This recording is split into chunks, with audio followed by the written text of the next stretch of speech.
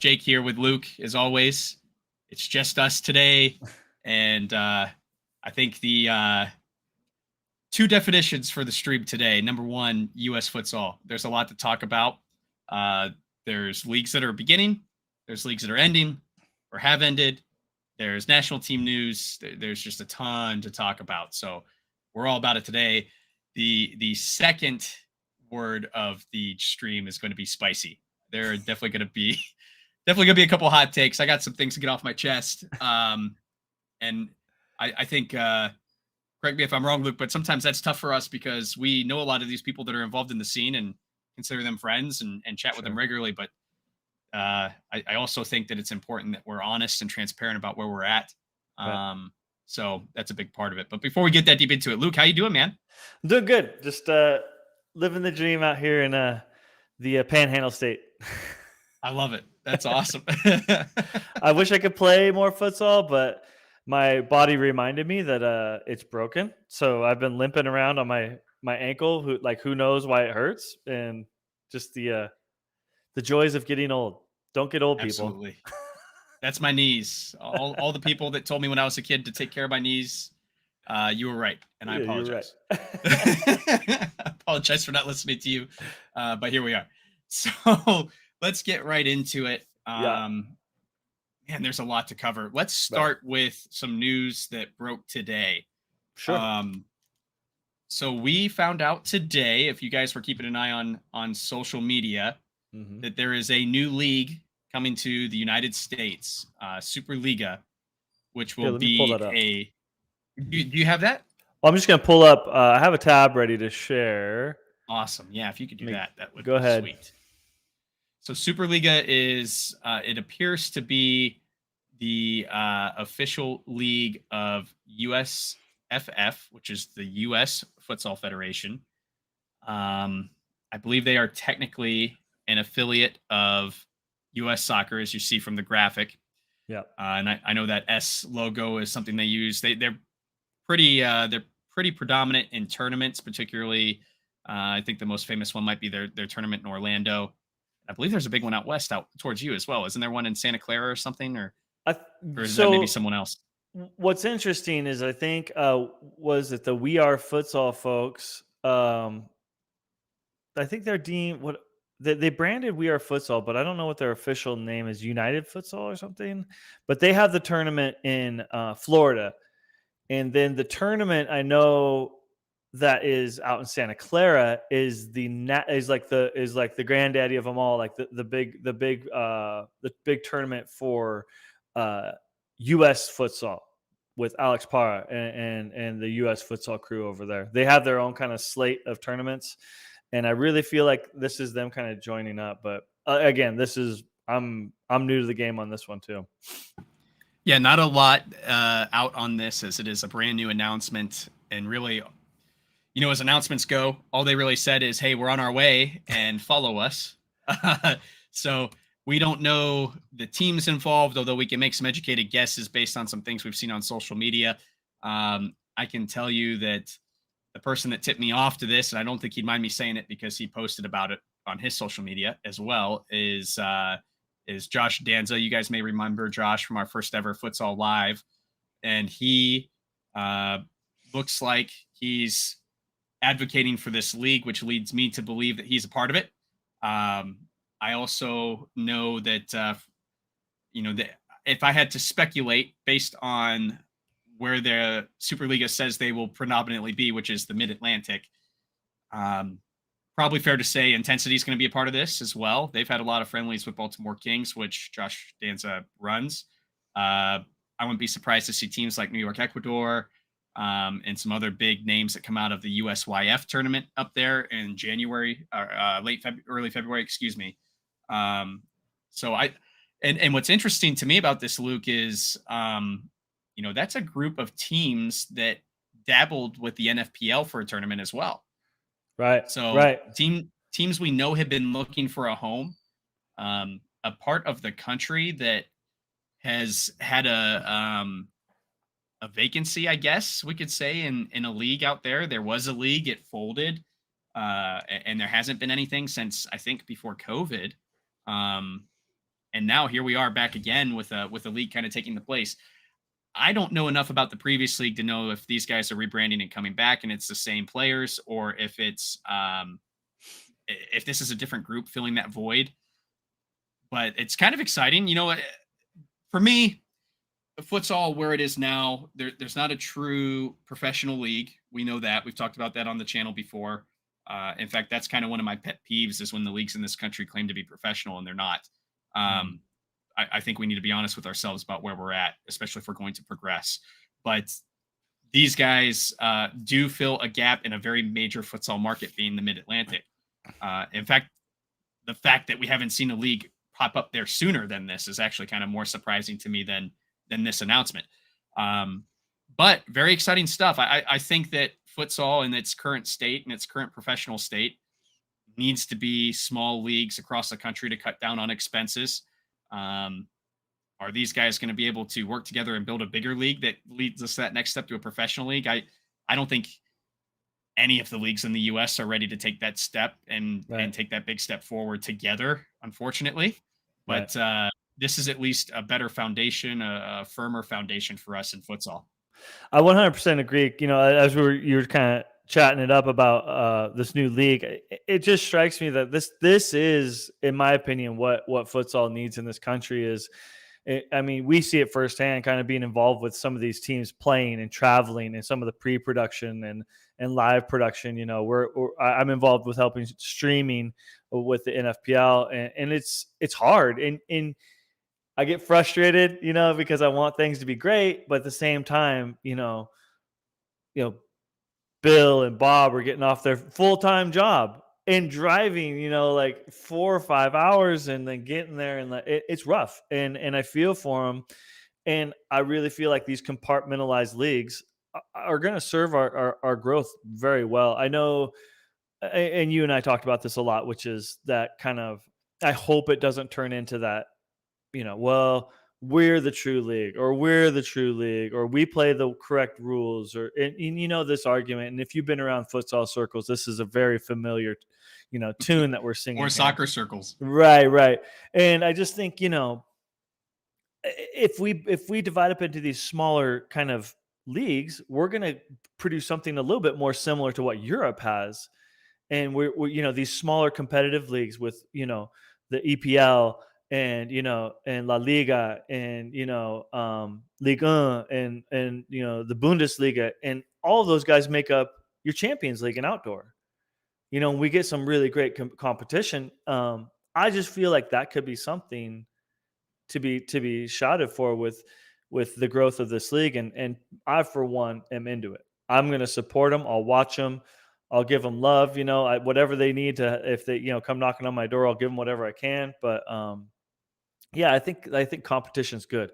Also, it's going to give a shot in the arm to the NFPL, saying they can't just roll back and rely on what they've done year after year, and just kind of at this kind of maybe steady growth. Because if these guys come in and make a big splash, I mean, it's going to make them look bad. So competition's good. Competition breeds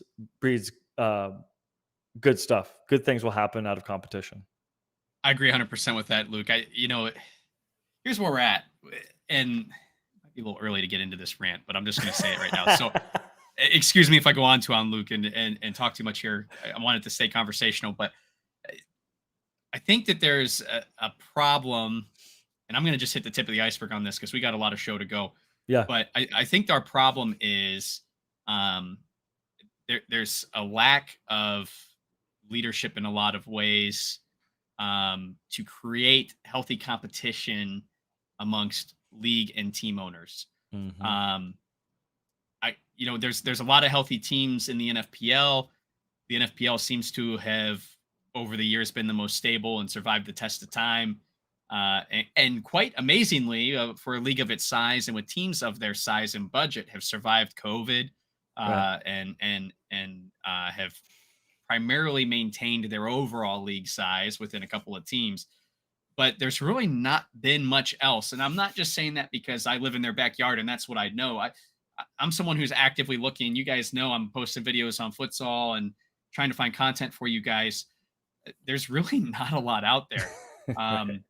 AMF is out on the West Coast, but not to come right out and throw punches at what they do, but they just seem a little disorganized based on their social media posts. A lot of times it's and this is coming from a guy who one of his stream links didn't work tonight, but the links don't work, or hey, we just updated our website and you go to it and it's just a bunch of dead ends. You can't really learn much. I mean, Right. for someone that it's their first impression, uh, it's you've only got somebody for a couple of seconds before their attention's on to the next thing Right. in today's social media world. So I Mhm. think it's really important that we take our best foot forward. You look at some other leagues, they do things well and not well. So for this Superliga, let's just go back to them for a second. Here's Yeah. for me what I am looking forward to see from announcements from them. Obviously, the teams that are going to be involved. This is a very talented part of the country Mm. in a futsal hotbed based on its geography to uh, and demographic as well. They're in Right. the Mid Atlantic. You're going to see a lot of talent from New York, where there's a big melting pot of cultures that are into futsal. Baltimore seems to have that as well. Maryland area with two healthy teams in Baltimore Kings and Intensity. This could be a really, really good competitive league. And we've seen glimpses of it before through regional tournaments. We've seen it through the NFPL tournament they did last year with a few of these guys that was hosted by Intensity. Um, so you gotta believe that these guys will be announced soon. Is Mm. some of the Well, they're supposed to be playing late May. yeah, like that's right around the corner. It's already late Right. April. I mean, Yeah, these guys that's got a month to punch all these announcements out. yeah. So I think it's going to be a flurry of news coming from social media. If you guys are interested in that, hey, listen, if you're an NFPL fan, Right. season's about to end, and then we're gonna Right. for the Midwest teams with the championship coming up, and then we've got the Southwest that I believe will have a championship game after their regular season as well. That's been unclear. There's not been I an think that official announcement. That's just what I'm hearing. that's an Uh, NFPL announcement. I think they are because I've heard a bunch of posts. They're like, "Who's going to go to the championship?" I think they're just going to take the top two teams and do a game. I think That's so fine. too. I think That's that's kind of what's been implied up to this point. right. Um, so look, I think that it's going to be good. I think it's going to put a spotlight on some teams if they do it correctly. I Right. think this turnaround time's tough. They got to make a social media impact and get the word out. I look at Right. this right now, and I mean, it's only been out for 6 hours, this tweet, Right. but it's really not making the rounds. No. It's been shared twice, which leads me to believe the team owners involved in this haven't even retweeted it. That's kind of, I I don't know if they're retweeted trying to it. save for an announcement. Yeah, one of them's Luke. So one guy has retweeted this, and it's Josh. That's how I saw it. But here's the thing. My message to Superliga, please find a way to do some appropriate streaming for these games so we can follow your league and so that we can get a healthy start. Right. Right. I think that's going to be key. This social media stuff is key. Being online is key. Mhm. The thing that makes me excited about this league is, and I am completely speculating, but I have to assume Intensity will be a part of this because they're Yeah. constantly going out and Oh playing yeah. exhibitions and staying fresh. They are the kings of social media, in my They opinion, very much in the are. US. I mean, by and far. I can't think of anyone that competes with them on their level as far as followers, impressions, post likes. I mean, they're right there. So that gives me some hope that this will Right. be clean. So we'll keep an eye on them. So yeah, my closing thoughts though on that is just guys, please find a way to get a quality stream out there so we can watch it and enjoy it. And that's the hours at a time, the consistent hours that everybody talks about, where you get that bigger fishing net and you can grab some more people. So Right. that's what we're hoping Um. for. Real quick on Superliga, you got to think, and I'm almost positive New York Ecuador is going to be involved. I would imagine they have to be. Yeah. And if you've been around futsal for any amount of time and in the US scene, New York Ecuador is the grandpappy. New York Ecuador is the team. A lot of the original squad with Tozer was from New York Ecuador. Even the older gentleman that played this last round, I forgot his name. Darn, it just left me. Oh yeah, The he had that Brazilian bicycle cat. kick in the Gold Cup. Yes, he did. He was from New York, Ecuador. Is probably coaching there. I think he's one of the higher ups. You got to be excited. This is futsal royalty. They've been around forever. They are not very flashy and they don't make a lot of headlines, but from what I've seen, they're held in very high regard. They seem like they produce great players. And again, they got that New York hotbed of, many different cultures, tons of people. Um, and then just to kind of round off here, uh, two shouts. Number one, if you're in the chat, please drop a comment. We have a fancy new comment thing that we can use. So give us a reason to try it out. This is Yes. my little self promotion plug here. And then one, I'm going to throw this one right to you, Jake. Does Superliga come out of the gates with women's as well? I'm gonna say no. I don't think they will. I think if they did, I think they'd make a point to comment on it in this post because that's a big deal if you're doing men's and women's. I mean, women's Right. sports is white hot right now. Right. If you want to make a splash in a statement, why wouldn't you make that a part of this? Even I know this is a teaser. I know this isn't the true announcement of teams and stuff, but I don't know. I guess I think about teams like Intensity has a women's team, so maybe. Um, but I can't think of a New York Ecuador women's team. I can't think of a Kings, especially by that name. I don't know if there's a Queens team. I don't think there is. From talking to Josh, it sounded like that was an aspiration, but they were pretty far away from it at this time. Yeah. So I don't know, and I don't want to put words in his mouth, but it's been a while since we've talked about that. But that was kind of my last update from him Right. several months ago when we talked about that specifically. I think it's just gonna be a men's league, Luke. Is what I'm thinking. Yeah, I think you're right. I think they would have rolled out with that announcement, but I hold out hope. Who Me knows? too. You're right. Me It too. is I'd a be hot commodity right now, and I wouldn't be surprised if they just were like, "Oh yeah, women's too." They didn't. I don't think they really specified in their tweet. I don't think they said men's specifically. So I mean, there is hope. I mean, That's true. you'd like to think that. Um, and quite frankly, their webpage is It's not. super basic right now. It's not that good. It's what I would call a skeleton. Yeah, very there's much. there's not a lot to look at there. So it's stayed very hush hush. I don't think it's any. I think there one of two things is going on here. Either they don't know, which I Right. hope that's not the case.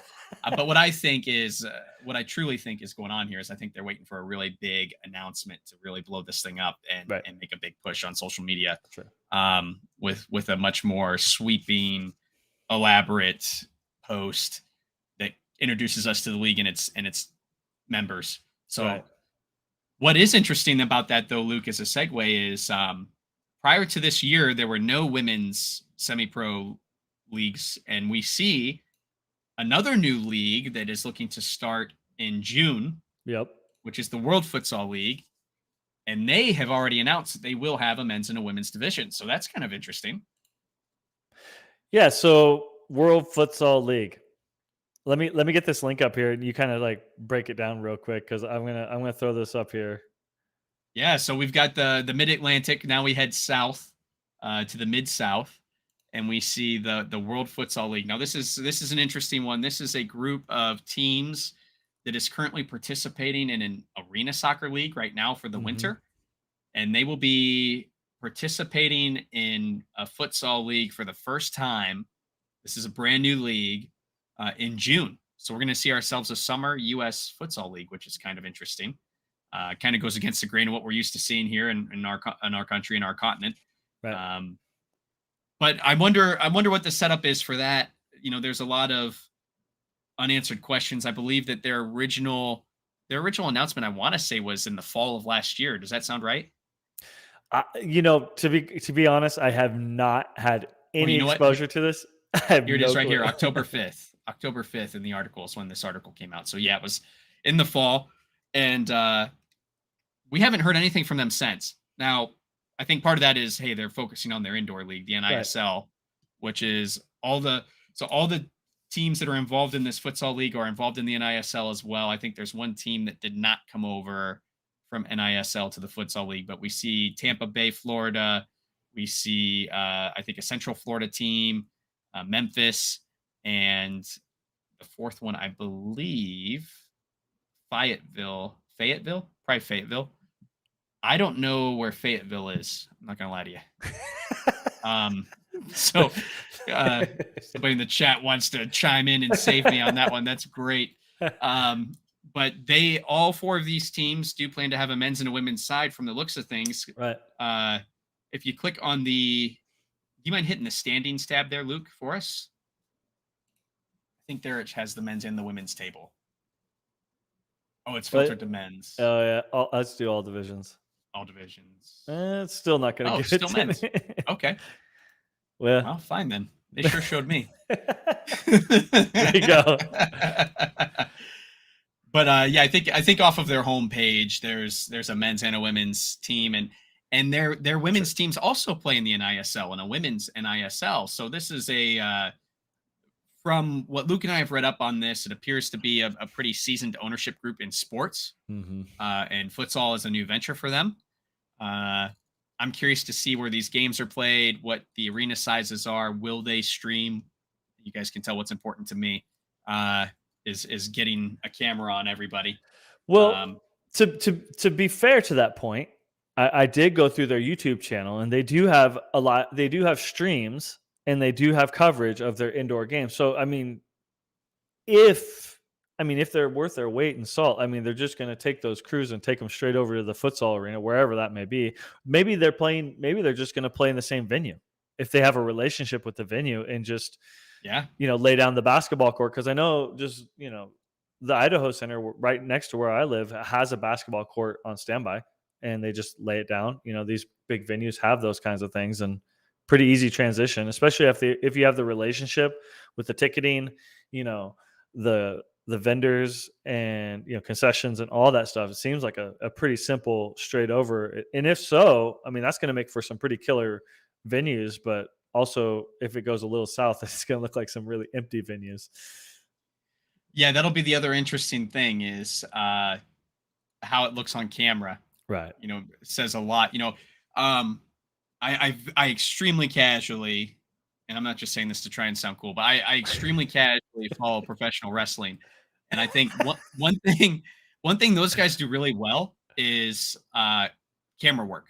Right. If the live crowd isn't there, they adjust their camera angles for the show to make it look like it's full.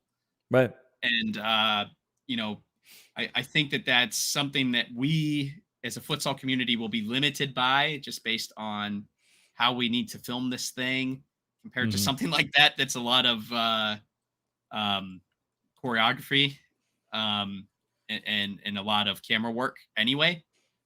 Whereas this is just the game is the game. So that's going to make it a little tough, but I think something that we've learned, right, from our experiences from doing streaming with the NFPL is that camera angle is important, that quality of the picture and frame rate is important. So hopefully, looking at this ownership group is exciting. We've got them up on the screen now. Of course, you guys can see that. These guys know what they're doing. They've played with they've been in the sandbox of sports here with some really big players. Right.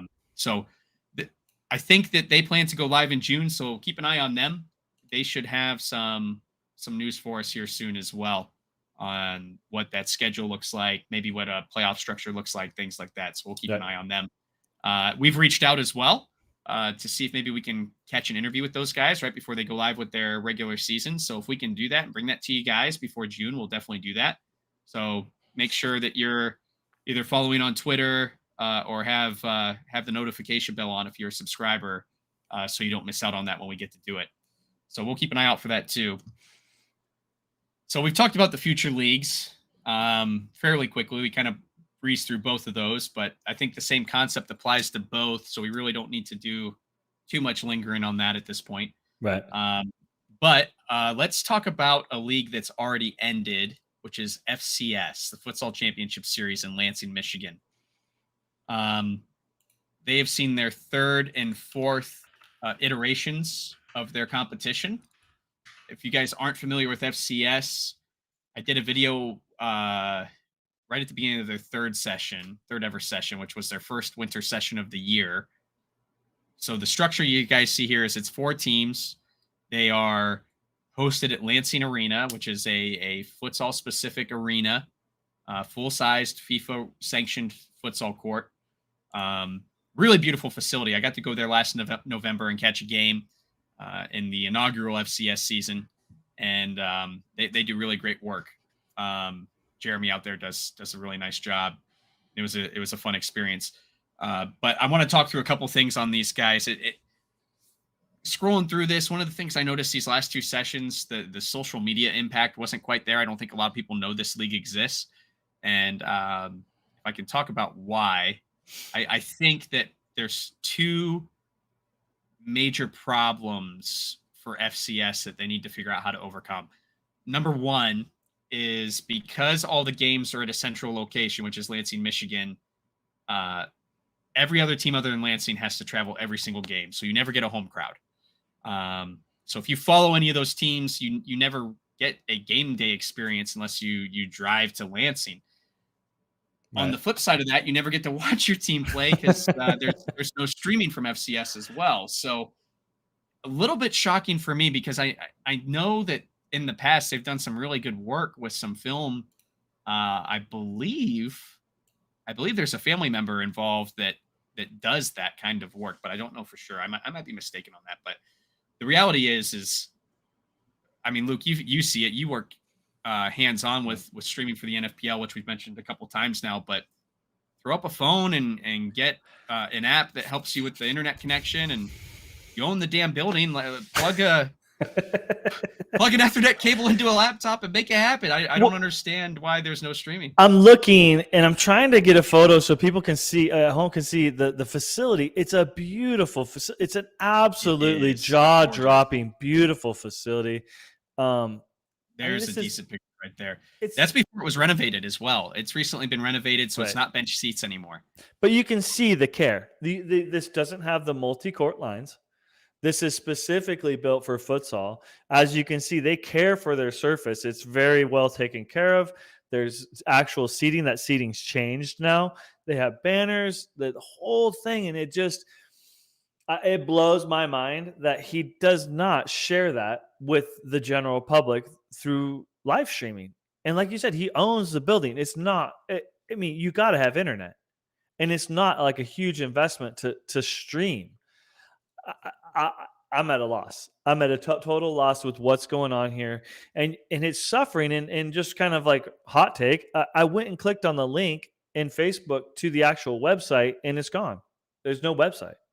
Oh, the website's gone as well. The website's gone, and that's interesting. I didn't know that. And this is coming from Jeremy Kleppel, one of the MVP players of the U.S. futsal national team, and Jeremy. He's a great guy, but if he listens to this, like, Jeremy, we think what you're doing is great, and we want to share in that. You know what I mean? Like, let us share in that. Let us help grow futsal in the United States with you and with that facility. And that's an easy say, but Jeremy's got every right to, whatever he wants to do. But sure. Man. You and I are both man's got super a full fans. Plate. So. Yeah, right. Yeah. I know he's got a super full plate. I'm not trying to. The point of this is not that he's not doing enough. I think that the point of what we're saying is that you're doing a lot and no one knows. Right. No one knows. Hey, Luke. Side note: I just sent you an updated picture of the interior arena. If you want to pull that up. Guys, check this out. So this isn't the greatest photo in the world, but this is something that came up through an old social media post. I can't remember where I found this, but I saved it when I was editing my video about this. So you can see, I mean, it's stadium seating in there now. Right. The angle of the stands is a little higher. So you can see how intimate this is. There's not a bad seat in the house. And these guys also have lighting under the seats. They do a legit intro for the players, right, with music and lights, and they kill the lights in the building, announce the names, strobes, the whole bit. I mean, it's nice. It's really nice. Right. So here's where I want to kind of dig in a little bit. A ton of quality in production that, again, no one sees. Like, the production on game day is beautiful. Right. The staff there is wonderful. Everybody was really welcoming to me. I mean, I I showed up in an Akron Vulcans jersey, because that's what I do. And and like no, that was kind of my conversation starter. And everybody was super friendly from top to bottom. Right. I think um I think that for this league to have any chance of taking a next step, they've got to get a camera on this place. If these teams are going to come to FCS to grow, to someday be able to handle something like this on their own, if that's really the goal, which from talking to Jeremy in the past, that's his vision is, hey, come here, figure this stuff out with us. We'll help you along the way.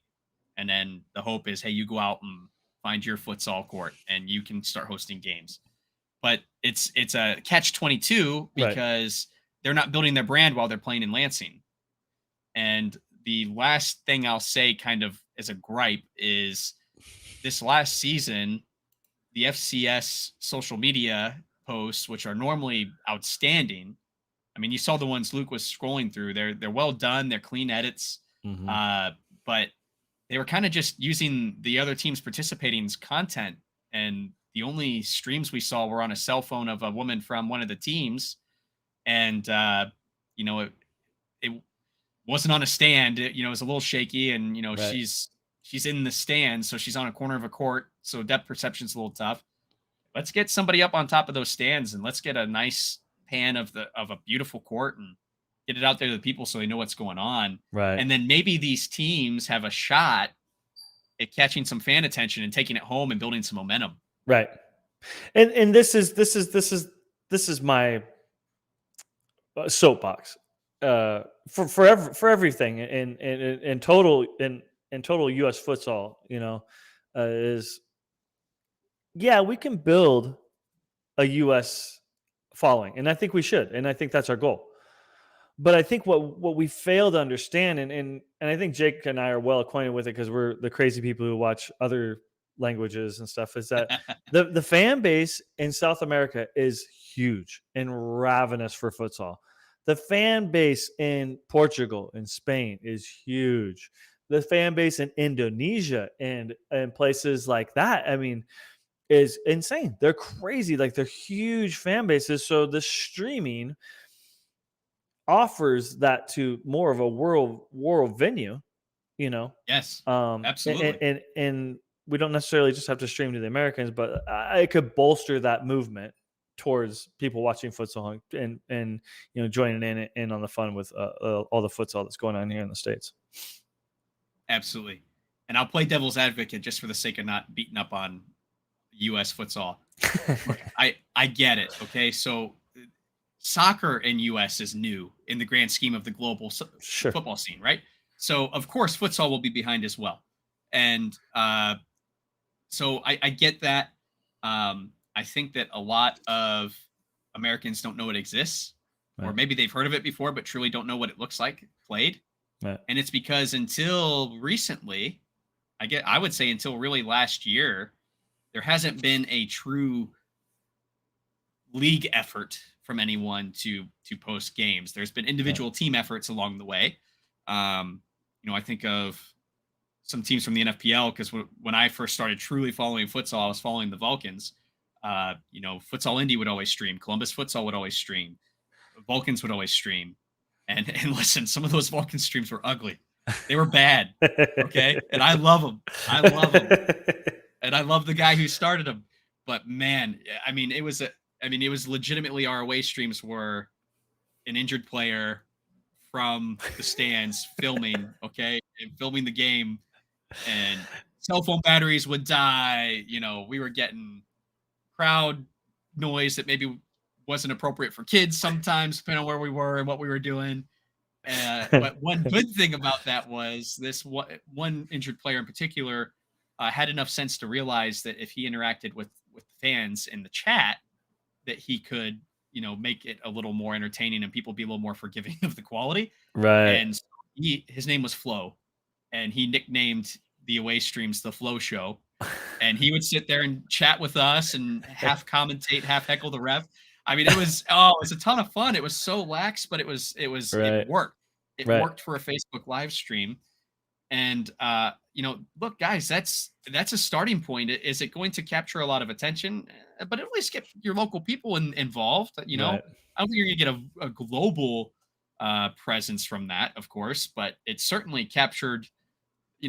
As a fan of that team, I'm now a fan of an injured player I haven't ever seen play because he's Right. just got a good personality. There was a connection there, and we're missing that in a lot of these leagues. And FCS has a lot of potential. They've got Jeremy's a national team player, a very, very good one at that. Hmm. And I'm not saying this to Brown Nose after saying there's things they can work on. He's one of my favorite national team players, but Right. his work rate is so high. Hmm. And if you know his backstory makes you love him even more. I mean, he just works like crazy. Right. He's got that fire, and I think that fire could really excel futsal in the United States as a league owner. We just got to figure out what that next step is. Right. Very much so. So, You covered it all, but let's go to the chat here. We have Molly G. oh boy, who Oh let wow, her it's a in? beaut- oh wow, it's a beautiful building. It should be streamed. I agree. And we have Yes. Mr. Juan Galindo. Ooh. Oh, wait a minute. What Uh-oh. does this say? I had a little bit of a glitch there. Hold on. Okay, there we go. Sorry, we have a new technology here. So Juan Galindo, Ole. Wait, one. 2023 champs. That's a hot take right there. Love it. In the American Schmericans. And okay, here's a shout. Here's a shout for us. This will take us into a new category. I think it's a good segue. Yeah, two possible segues here from Juan. This is good. Right. Fabian Rodriguez for U.S. Futsal head coach 2023. Oh, I Fabian, are you watching? like that shout. I like that shout. Except for he I would do. not coach Ole. He would have to do American That would be futsal very duties. difficult. So Juan would have to get promoted to coach. Hey. uh, so obviously having some fun with some friends in the chat here, guys.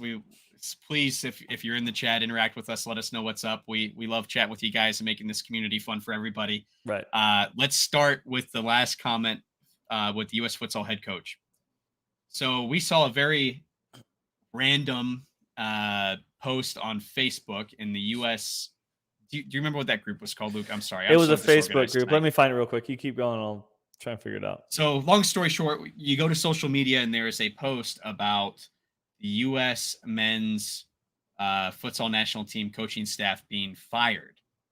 In typical U.S. soccer fashion, there is no official word on this yet. There is not much else as far as follow-up news that we're aware of either. Looks like this individual posted in the group and a few people were asking for more details and there were no replies to it. I don't know I truly don't know what's going on. If you guys follow the channel, you know that I am friends with one of the assistant coaches, and my understanding from him is that everyone's still kind of in a situation of limbo and discussion with US soccer, and for that reason he did not share much with me, rightfully so. Rightfully so. They need to work that stuff out. So don't know what the deal is there, but as of right now, it appears that there is not a men's futsal coaching staff right now. So at a time that U.S. men's futsal is really gaining some momentum as a national team and getting hot and doing things they've never done before, this is a very shocking bit of news that we dug up on social media. Right. I think right. I think, Jake, you're in a tricky spot, being friends with one of the people who was fired. And I think, what we came to the agreement on before the show was, listen, we're not going to speculate on anything. Whatever you guys want to speculate in the chat is fine with us. I mean, if you're watching this post live, then in the comments, feel free. But this does leave us in a lurch at a time when futsal was happening. Futsal was doing something since the days of Keith Tozer, and we were actually doing stuff. We were having hot young players come on, with I just lost his name, who went over to Paris. I think he's playing in MLS next now. Pondeka, I think he's playing in MLS next now.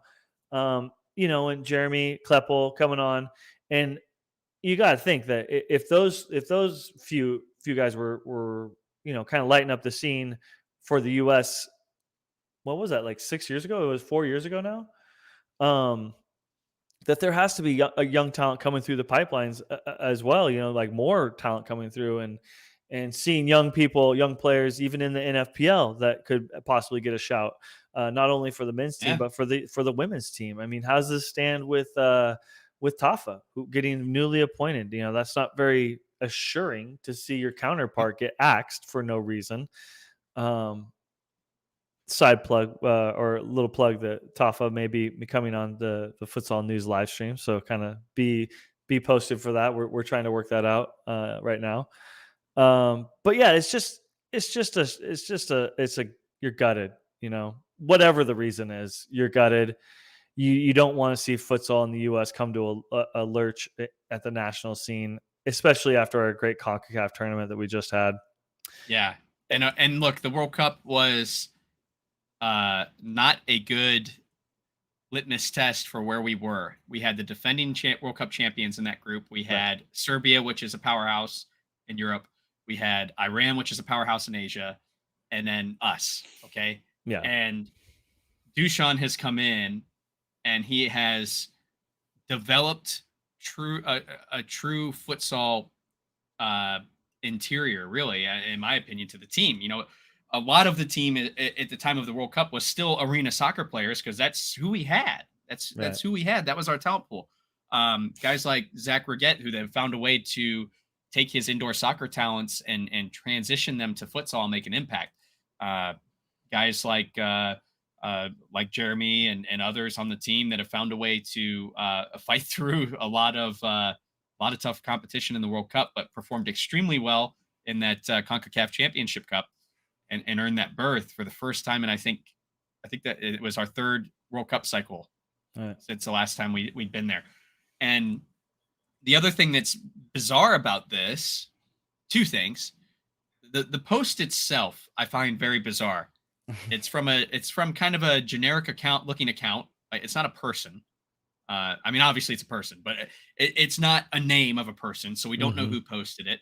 It's posted in a group of 6,600 people, and 2 people replied to it. Right. Which makes me wonder if the truly internal futsal circles know what's going on and are staying mum because there's some funky business. We can speculate all day, like Luke said. We're not going to spend a ton of time on this until we hear more. And like Luke said, unfortunately, I'm in a tricky situation where I need to be mindful of a very good friend as I talk about this. So I'm going to leave that alone. But I would love to see, I guess the last thing I'll say, that the second bizarre thing about it is we're coming up on a World Cup year. 2024 is our World Cup year. We've already been, Lithuania was in 21. It was a year delayed because of COVID, but they decided to stay on the cycle. So we were already about to, I mean, CONCACAF play in theory is right around the corner. In typical regional futsal fashion and FIFA futsal fashion, there's no announcements about either of those contests, but I'm sure we'll find out about them the week before they happen. But that's going to be interesting, because who's going to lead that team? That should be probably happening in the fall. Right. If I remember how it went in the last cycle, that should be a fall contest. Well, I mean, we can go back. Fabian Rodriguez. And hey, now listen. I know we got Juan Galindo is the manager for Grand Rapids Ole. He's the director of operations. He's director of operations, whatever your title is. I'll call you whatever you want. Respect you. But in all honesty, it's a wonderful shout. What a great shout. Fabian Rodriguez. The guy is a genius. The way he plays, I've seen him coach, and let's see how I can say this. You watch games, and sometimes you wonder, what the coach is doing. Sometimes you're wondering, is a player mad at the coach? Sometimes you wonder, is the coach just trying to make a point with a couple of players? At no point in any game I've watched of Fabian Rodriguez coaching, has anything looked out of control beyond his, Yeah. you can see exactly what he's doing. And just like a great coach should, at half times things looked a little lopsided, and he just like boop, turns the wrench a couple times, team comes out, demolishes. Yes. So organized, such great movement, and full credit to the players. And I'm gonna throw up, Juan Galendo is mentioning our home pool of Chris Mendez, Sammy Escobar, Miguel Cervantes, Cole Russell, all top players in the futsal in the U.S. Very true, very true. Yeah. And Absolutely. I wonder, I don't know Duchamp. I don't know any of the staff, but I kind of wonder, when are these guys going to get their shout, to play on a national level. I don't know. I don't know what the scene's like. Don't quote me. I'm not a coach. I'd never been at the high levels, but I'd like to see at least one of these players get at least a little bit of a tip. So one thing, I'll wrap it up with this. One thing that I've noticed about Duchamp and why I think that he is so beloved by most. Obviously, somebody had something happen somewhere, but the reason that he is so beloved and the reason he's so revered in a positive light is because you take a look at the guy. He gave up his day job. Sure. He's not affiliated with an academy. This man literally only did US futsal for all these years. He eat, sleep, breathe US futsal. He traveled the country meeting with futsal academies to help them train. He trained coaches, he trained players. One of the coaches in our local academy still talks to this day about how much of an impact spending one day with Duchamp did for Right. his coaching abilities. So here's a guy that's super knowledgeable. He has a UEFA B license, which I believe is the highest license you can get in futsal, and it's from UEFA. To be invited to a UEFA coaches training is a big deal. That they don't just let anybody come to those things. You typically have to be affiliated with someone within a UEFA country to do that. Right. And he was personally invited. So this is a guy that you knew right out of the gate was going to make an impact, Right. and now unceremoniously just kind of gone in the night. So Yeah. very, very bizarre. Yeah. And then you take a look at now the women's side. So we transition over to the women's side, and Right. you just recently had an announcement from of Marcia Taffarel, who has got a ton of great backstory behind her. Um, if you guys don't know, Marcia, it was from Brazil. Her nickname is Tafa, and she actually was a pioneer in women's soccer because it used to be illegal for women to play men's sports in Brazil. There was an actual law that did not allow women to participate in what was deemed a man's sport.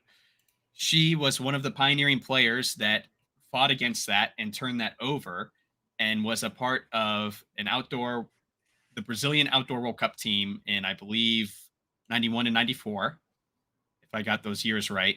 No, that's the men's one, isn't it? She's been in 2 World Cups and an Olympics for Brazil. Um, and now, hopefully, she'll be trailblazing for us as Americans, uh, pursuing futsal. She has a futsal background. I believe she's been coaching futsal in the States since 2004. And she's out in California. And then her assistant coach is based out of Virginia. So a very interesting spread there, covering both coasts.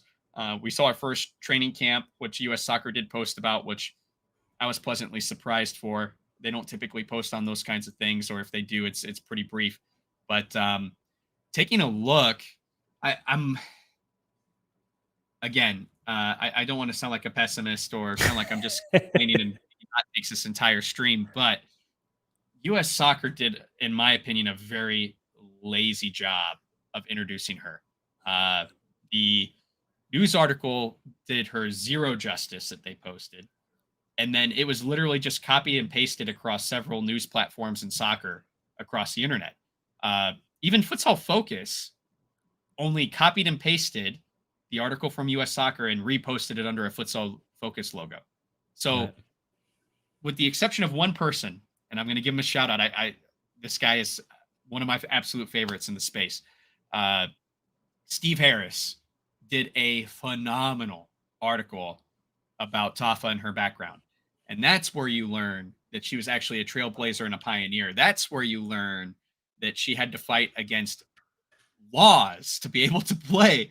I mean, imagine a world where Brazil is not a part of the Women's World Cup. Think about where they're at today and imagine that they're not a part of that. You can Mm. thank Tafa for them being a part of that and having that rivalry with big teams like the United States and Germany and France and Canada in the women's scene. I mean, it's because of her. Yeah. Yeah, I think with Tafa, 100%. It was an interesting rollout, but well, coming alongside with the recent news of the men's staff being axed, it kind of everything's kind of making sense. It feels like U.S. Futsal, that kind of that body. I'll take that back. I'll say U.S. soccer. The whole U.S. program's in disarray. It's a mess. Yes. It's an absolute mess. You have daddy complaining, and I'm sorry, I'm not going to sugarcoat this one, but that the thing with Berhalter and um, why is his name leaving me? Reina. Reina and Daddy like complaining, and I'm like, I think, what is going on? What is happening? We actually had a decent shout at the World Cup, and we're too busy squabbling over minutes for Reina. He's a great player, but and I know, and everybody who's played a sport, sometimes you ride the pine. Sometimes you piss Yeah. off the coach. Yeah. And you know what? I mean, so be it. I mean, it's just the way it is. I mean, I mean, Jake, said, be a grown ass man. Like Yeah. handle your business, dude. Don't have your dad come in and that just. I say this, and it's in a soccer light, but the thing is that speaks volumes of what's going on. It speaks volumes of what's going on about Tafa and kind of a mediocre release, which is just with the news of the women complaining about not having a futsal World Cup, which made headlines around the world. And now we appoint, this feels like the Band-Aid, and they're just kind of like, and she's an absolute rock star, and you Yeah. Photoshop She's her, a legend. and it's just is mind boggling. The 2+2 is not equaling 4 at US soccer. It is Yes. not happening. It's just in a bad way. You don't dismiss someone at the caliber of Duchan at the drop of a hat, and someone on the caliber of Otto. I mean, just it's just And shabby. Pablo. Yeah. It's Yeah. shabby, left, right, and center, and it's sad. It is. It's super sad. I kind of tried to throw out the Fabian Rodriguez. I didn't want to throw any shade at Duchan. I think he's great, but I tried to put a positive light on what could happen. Yeah.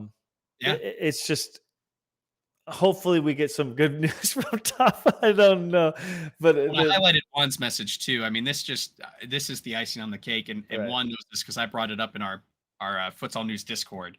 So right. if you guys want to really talk futsal all the time, you can join us over there. But this is a photoshopped picture of Tafa. Let's see if I Okay, can. I have it saved somewhere if you need me to send it to you. This is a picture of Tafa in a Brazil uniform that U.S. Soccer has taken and uh, photoshopped to be white and gray. So they couldn't even be bothered, okay, to send her some US soccer gear and take a freaking picture? Are you kidding me? Yeah, Like, that's right. so easy. That's so easy. Why are we doing this? Like, I don't understand. It just proves that they don't really care about the sport. And FIFA has left it to the footballing associations around the globe to to foster this sport. It is the expectation of FIFA. There it is. Wonderful. Can we put those side by side? Let's see if I can figure it out. Hey, kudos to the intern that does their graphic design work, because I Right. mean they covered that up beautifully. Like, oh, let's just put a nice graphic diagonally over that Brazil logo, and we'll change that to white, and it'll look Right. like us. Hey, There you good go. good for you. You did good. You did better than what U.S. Soccer does in announcing things. So congratulations. I'm digging in. I'm so fired up about this. This should be a big deal, and they Sure. are absolutely botching it. It's They just really every are. time I turn around, and it's just a little ridiculous. Like FIFA expects the FAs to take care of the sport. You could argue that FIFA doesn't do a good job of taking care of the sport themselves. So for me, there's just so much top to bottom that we need to change and improve. There we go. Tell me that's not the same photo. It's the same photo. The same photo. I think I created a loop here. Hold on. So I just, oh, it's driving me crazy. And now, if Tafa sees this, she'll probably be nervous to come on with us now because I'm going on a massive rant about her announcement. But uh, for me, we gotta clean it up as a group, as a futsaling group and community. But we need leadership that's willing to do that with us. We got a fan base that's willing to Right. do it. Where is the leadership to do it? Right. And I'll get a little deeper in that because I do want to touch on one other thing. Uh, let's go back domestically really quick to where we did see some women's action and saw some streams and some exposure, and that was the NFPL. And we'll kind of review their whole season. But Sure. so far, obviously, we still have a couple championship matches to go. But the timing of this stream, it seems a little more relevant to do it now than later. So, Right. the women's division for the NFPL for me was a huge up as far as the concept and the actual gameplay. I think the NFPL made a lot of really big strides this year overall. So let's start with you, Luke. What do you think about the women's division? What were some of the ups and downs for you? NFPL women's division. I mean, I'm gonna be blunt, and no shade to anyone I don't mention, but it was the Olay Futsal Factory show. And let me speak. Let me speak. Don't send the hate mail just yet. Um, you in Futsal Factory, you get to see Chloe Ricketts. Well, was the youngest player ever signed to a contract with the women's league here at the WPS, the WSL. What is it? Did I get it right? Whatever. WPSL, I think. I don't know. The women's Oh boy, league, the women's Washington Spirit. pros, Yeah. the Washington Spirit. And then what's funny is I think Orlando rolled out like 2 weeks later with the. She's like, she's 2 weeks younger, and I'm like, come on, like that's so That just lame. highlights what we've been talking about the entire stream, doesn't it? Yeah, right. It does. It really does. But anyways, she was an absolute joy to watch. It was Yes. she lit up the court. You knew she was on the court at all times. She was dominant. She was an influence on the game all the time. But that doesn't take away from play. I want to say their names. Give me one moment. Let me pull them up because I want to get their names right. Yeah. Futsal Factory roster.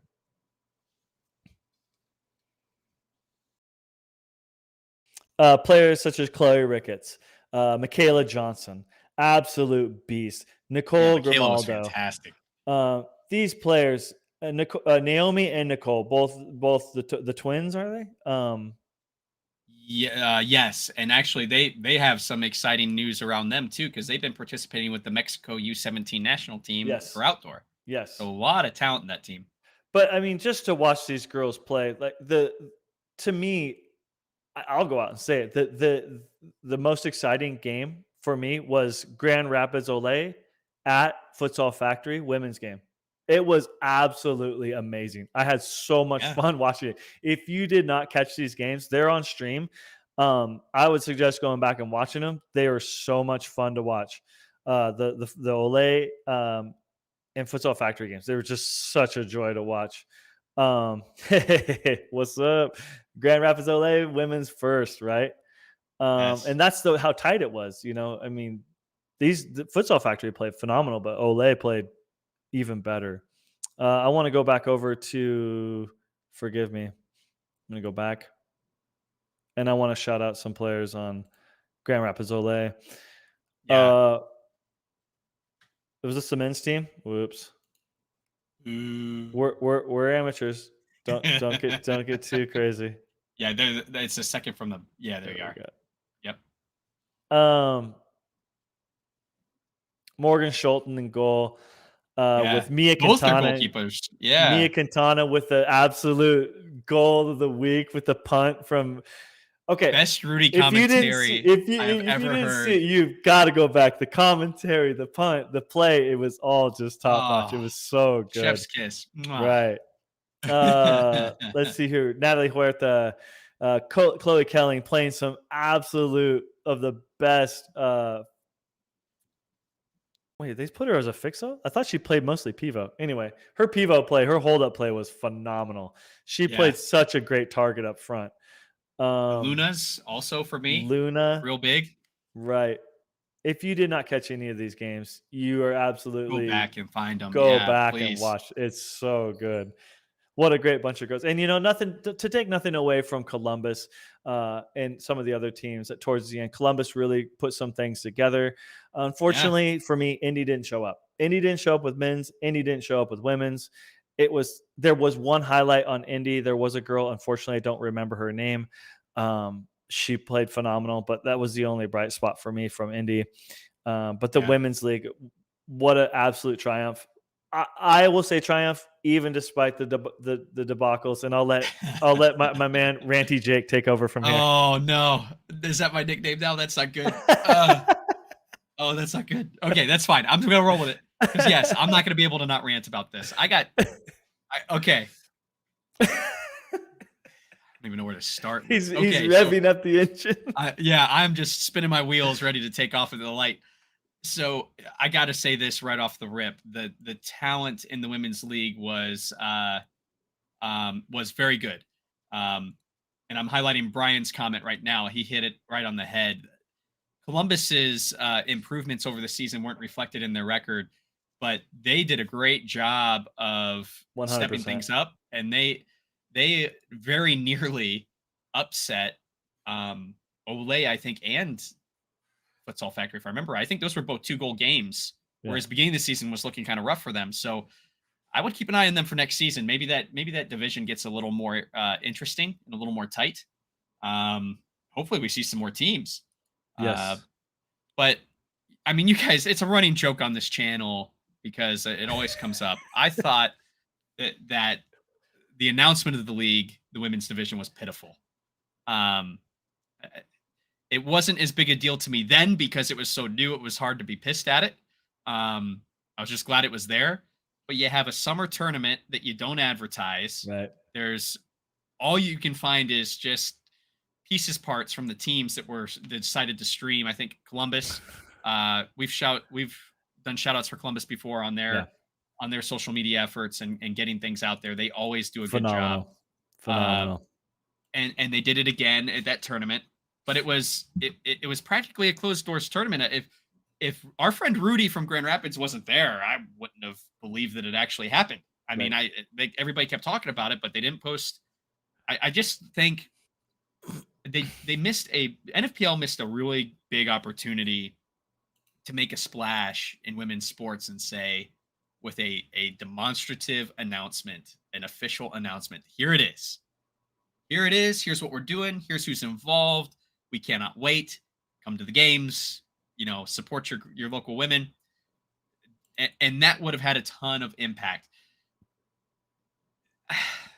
But it didn't happen, okay? It didn't happen. That's fine. Whatever. I think that teams could have used that too as a launching pad to be able to get local support. You think of someone like Melissa, who we've interviewed here on the channel and with Columbus Futsal, and she does a really good job of working with their local business commerce, and getting the word out through the city of Columbus for their teams. And they were waiting for that announcement so they can make an official post about it, and it never happened. So that was the beginning. So for me, a stumble out of the gate, but forgivable because of the excitement of the league. Then we had the league. Great execution. And I'll pat Luke on the back a little bit, but more importantly, the people that were involved to help on site with streaming. The streaming of the women's games went fairly smooth, I feel, across the entire division this year. Surely there were some hiccups. There always is. It's volunteers. It's people like us helping offsite that aren't there to get hands-on and help with problems. But I feel like most of the women's games are pretty easy to watch from a quality perspective. Right. And the game quality was very good, as we talked about. A lot of superstars in the making here, and a lot of these women in this league are young, Right. so we're going to see a lot of them. And I I wouldn't be surprised if we see them start to make some national team debuts with the introduction of Tafa. So hopefully she's watching the NFPL and seeing what we've got here in the Midwest.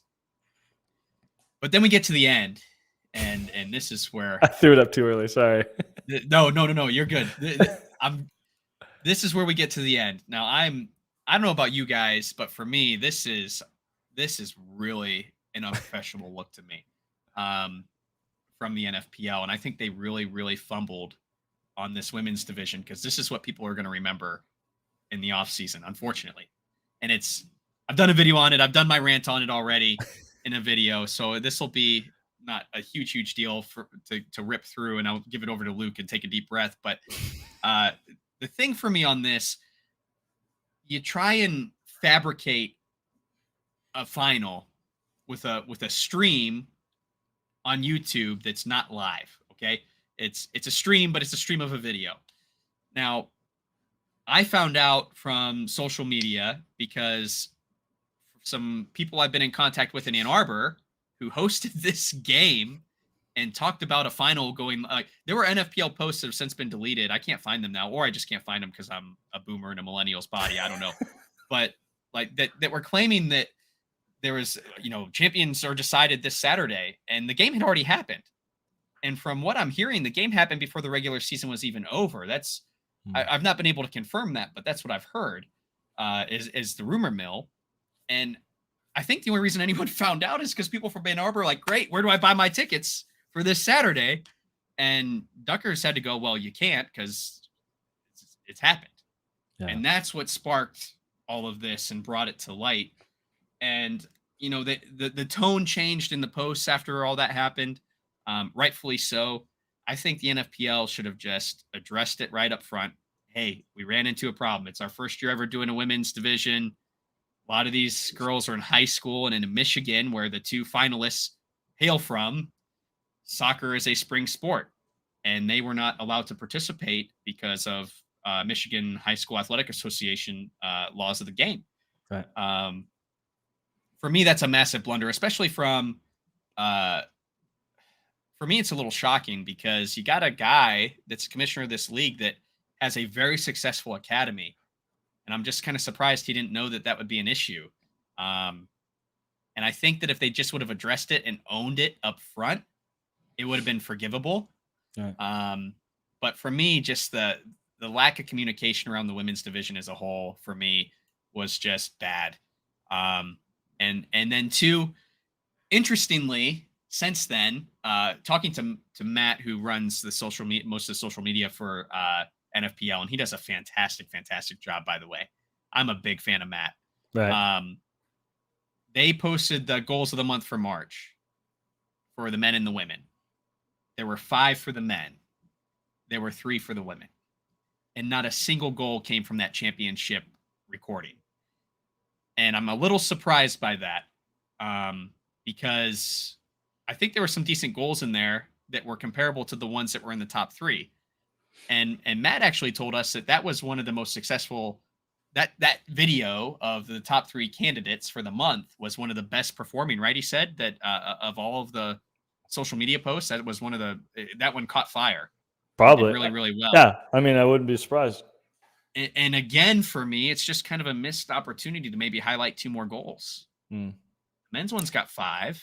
Let's highlight at least 1 or 2 more players while we've got an audience. And it's just little misses like that we see that need to be cleaned up. And I'm not blaming. I'm not. Look, I know what this is. We've talked about it a couple of times on the stream. These are semi-pro leagues. These are people who have real jobs or running academies as well. But I think we're at a point as a whole. This is going to be a running theme for me as we talk about the NFPL. Like, we need to start coming up with something different for an NFPL front office. I'm not saying Duck shouldn't be involved. That's not what I'm saying. What I'm saying is we need to find the man some help because he needs to find some help. He needs to take the responsibility and find some help because he's stretched too thin. Stuff like this should not happen. No. If that Futsal Focus article he did, that interview he did with Futsal Focus was really good. And it showed the aspirations of the league and kind of gave us some insight into how his mind ticks and where he sees this going. Right. If he wants to meet his goals, he needs to get some help because this isn't any good. And Brian said it well in the chat. how they handled the final was a total act of disrespect, and a little honesty would have gone a long way. Yes, yes, 100%. I think that everyone would have been like, well, that sucks, but now we know better for next year. Can't wait to be involved, you know? Right. But little stuff like this turns into big problems, and it makes us look unprofessional, even though there's a lot of effort behind the scenes, and Right. it's undermining what everyone is doing at the league. Right. It is. It's too bad. It comes to a place of it's too bad on a lot of different fronts for me. Because, like I said, to me, the women's league was a triumphant success. I mean, I don't think they could have ever dreamed of how good and how well it went. Even with our squabbles and even with the pitfalls with some teams that underperformed, and Brian, I didn't want to throw any shade at Columbus. I felt like they did. The girls put it together at the end, and you could see it. Big I time. think it was deer in headlights the first couple of games, and I'm behind the mic. I'm not on the court, so whatever. But you could definitely see the progression of Columbus, which was great, and you love to see it. And I'm excited to see them next year, all the way to the superstars on Ole and Futsal Factory, and the just the culture and climate we're in right now. Doing the girls justice on how we handled it, yeah, it should have been better. Should we have more help for the front office with NFPL? Yes, we should. And this, I can use this as a shout out to anybody who's watching this. If you like seeing stuff and you want to see more futsal, trust me. I literally talked to Juan, who's the manager of Grand Rapids Ole, in a live stream. And hey, what's wrong with your stream?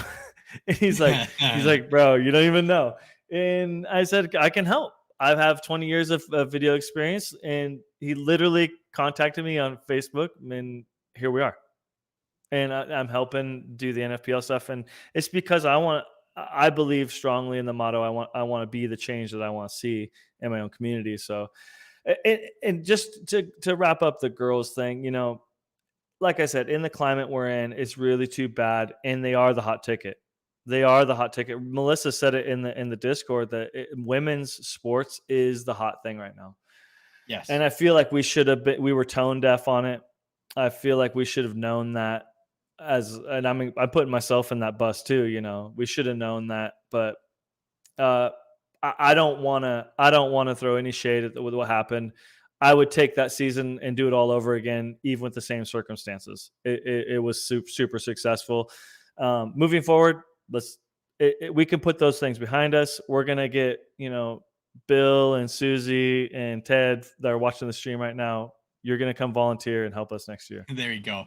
Yeah.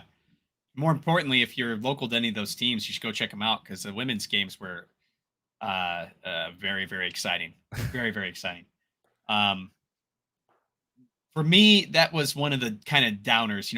It was an upside because of the quality. It was a downside because of the execution.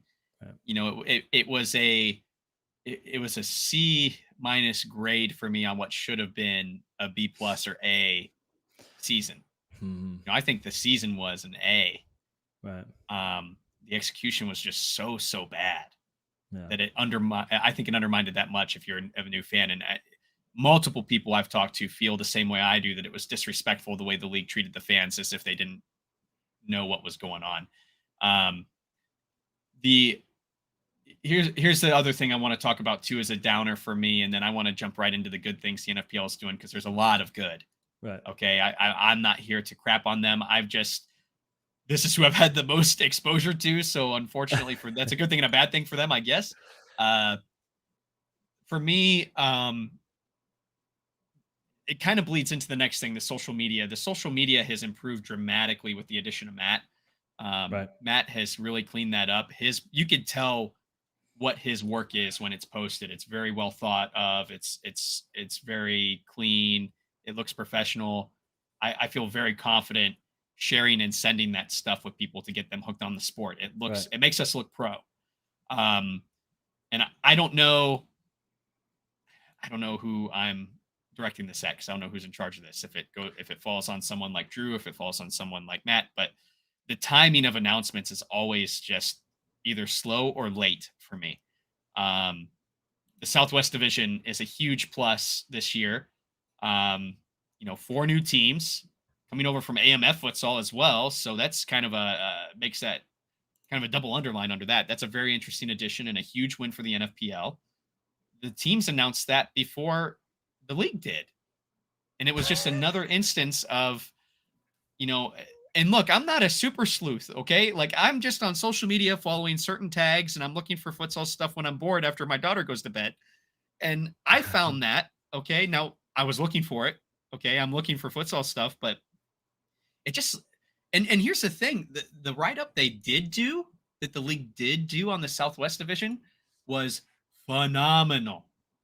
Absolutely phenomenal. It was just a day late because New Mexico Flagship beat him to the punch. Yeah. So, and I mean, that's not a team I was even following on Twitter, and I was able to find that. So, simple NFPL tag after following the league, and that surprise is ruined. But I think if we can clean that up, and maybe it needs to be better communication with the teams, because the same thing happened with the women's division. The teams were talking about it before the league. Maybe I don't know.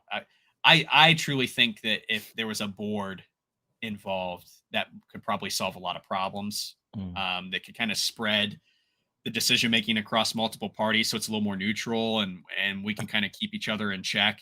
But I think that the post quality is really really good from the league office on man of the match. I mean, you see that Miguel post. That's clean. That looks nice. Yep.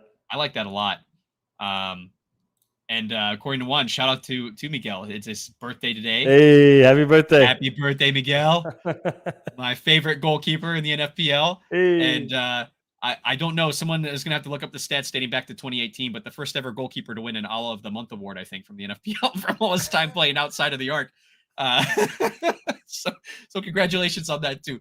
But I thought that was hilarious when I saw him. Like, oh, man, he did play a lot of offense. Maybe they thought he was Nala just wearing maybe he's colorblind and wearing the wrong color shirt. Who knows? But man, really great effort this season, Miguel. Happy birthday, man. We love you here at the channel. So keep doing your thing, brother. Right. My last negative I wrote down here for the NFPL is team absences. We saw 3 total games get postponed this season. One of them was from Columbus on their trip to Joy, and from my understanding, there were some health related things going on there, so we won't get too deep into that. But the other thing is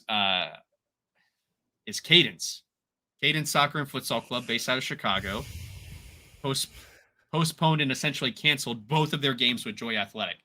Interestingly, all 3 games that were canceled were against Joy. Joy did not cancel them; the other teams did. And one of those games was a trip that Joy traveled from Minneapolis to Chicago, which I believe is over 6 hours of a drive. Yeah. They were in Chicago and found out the day of the game that it got canceled. So for me, that's a big problem. Cadence did this last year too. So they're repeat offenders. They, to me, have a very talented team. This is nothing against the players when I say this. I think their team is going to be some of the future players in the NFPL. I don't think a single player on their team is the chat's with me on this one. I love it. Okay, so yes, for me, I even posted a meme in a since deleted tweet, so I don't know if I still have it anymore because the tweet got deleted. But you know that thinking meme with a guy pointing here, and I created this meme that said, "Can't lose to Joy if you never play Joy," after they canceled the second time. So that was my thoughts on it. Okay. But for me, that's a big problem. I mean, it's one thing to have young players in this league. We talked about it with Eric on a Futsal Live segment. There's a place for young players in this league. But for me, I think the fault maybe lies on the adults that are organizing this thing, because that should not be happening. All right. That should not be happening. You either need to find a blend of adults to play with these kids, or you need to have an honest conversation with yourselves and with the league on what you're truly capable of here, because it makes the rest of the league look bush league to me. It undermines the professionalism.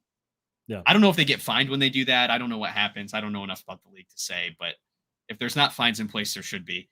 Yeah. And if uh, and if they are applying to be a part of the league next year, I hope the league seriously considers whether that's a good idea or not. Well, I'm gonna play devil's advocate and fire right back at you. And trust me, I'm playing devil's advocate. I agree, and I'm 100% on board with what happened. It's a little because I had the advantage of hearing some of the backroom chatter. So, um, no, I'm not going to go into that. That's not cool. But devil's advocate, I do feel for Duckers. I do feel for him and the place of I'm trying to put together a league with some top players and everybody act professional. I'm not going to pay you, and you have to pay me because there's no money. There's literally no money. So put a pin in that. But I want to talk about that later. But I do feel for him that it is rough, and like I said earlier in the stream, these guys are coming from their 9 to 5 jobs, making their way to Minneapolis, St. Paul, and playing in I don't know the YMCA, and Susie's doing gymnastics right next to you, and you're trying to like have a competitive men's futsal game. I don't know, it's rough, but at the same time, we're doing what we can. Um, but at the same time, just a little bit of administrative on everybody's side, all teams, NFPL. Um, yeah, I can see the both sides of the coin too. For me, the problem is this: it's one thing to be a victim of situation with location not being, you know, favorable. It's one thing to have a thin roster. It's even another thing to uh, run into an issue. You look at the Columbus cancellation. I don't think that that was anything spiteful or lazy. I think there was a legitimate issue there. But even so, there, when you look at the standings at the end of the season and your semifinalist that's second place in the Midwest played 3 less games than everyone else Yeah. involved, it just looks bad, man. I don't know. And I'm not even saying that I wouldn't even say that it even falls on Drew Ducker in the sense that, hey, these guys didn't show up. But what I think does happen is, what does this make the league look like, and is it undermining this massive project I put all my time and effort in the winter? If True. I were him, I'd be concerned about that. Like, I know he's working hard. Otherwise, this league wouldn't exist. I mean, that you can't Mhm. do this without hard work. Um, but and Brian brings up a good point too. If it's not fines, at the very least, it should be penalty points. Right. I think. Right. I agree with that. I think that there should be an impact, whatever it is, on points and maybe even goal differential It's to got try to and be deter something. that. It's got to be something. It has to If be you're going to let something. them stay, then it has to be that. That has to be the next step. There's Mhm. got to be right now. There's zero repercussions to Cadence for not showing up to games. Clearly, I mean, they didn't last year. They didn't even show up to their playoff game. So I don't know. And the other thing is too, and this is gonna bleed into my positives of the league. So this will be a good segue. You picked up another Chicago team this year. You have FC Trezu, who is going to be playing in the championship this weekend against Grand Rapids Olay. Right. So you brought back a team that was high quality when they were here pre-COVID. You've brought them back into the NFPL. You've convinced them to come back. They do great. They do great charity work along the way as well. They're insanely fun to watch. They play really, really good futsal, really good. Um, and and they shook up the league this year. Right. And I don't know. I think you had an opportunity to trade a bad team for a good team. Now, maybe Cadence came to the table in the offseason. Hey, we're going to clean that up. No worries, no worries. And it just didn't happen. I don't know. We don't know what goes on at the office. But for me, I think that was a great opportunity. You could have maintained the exact same structure you had the year before with the same number of teams and improved the league overall. I'm not saying kick Cadence out. I'm just saying that there's got to be, but I will say I'm not a fan.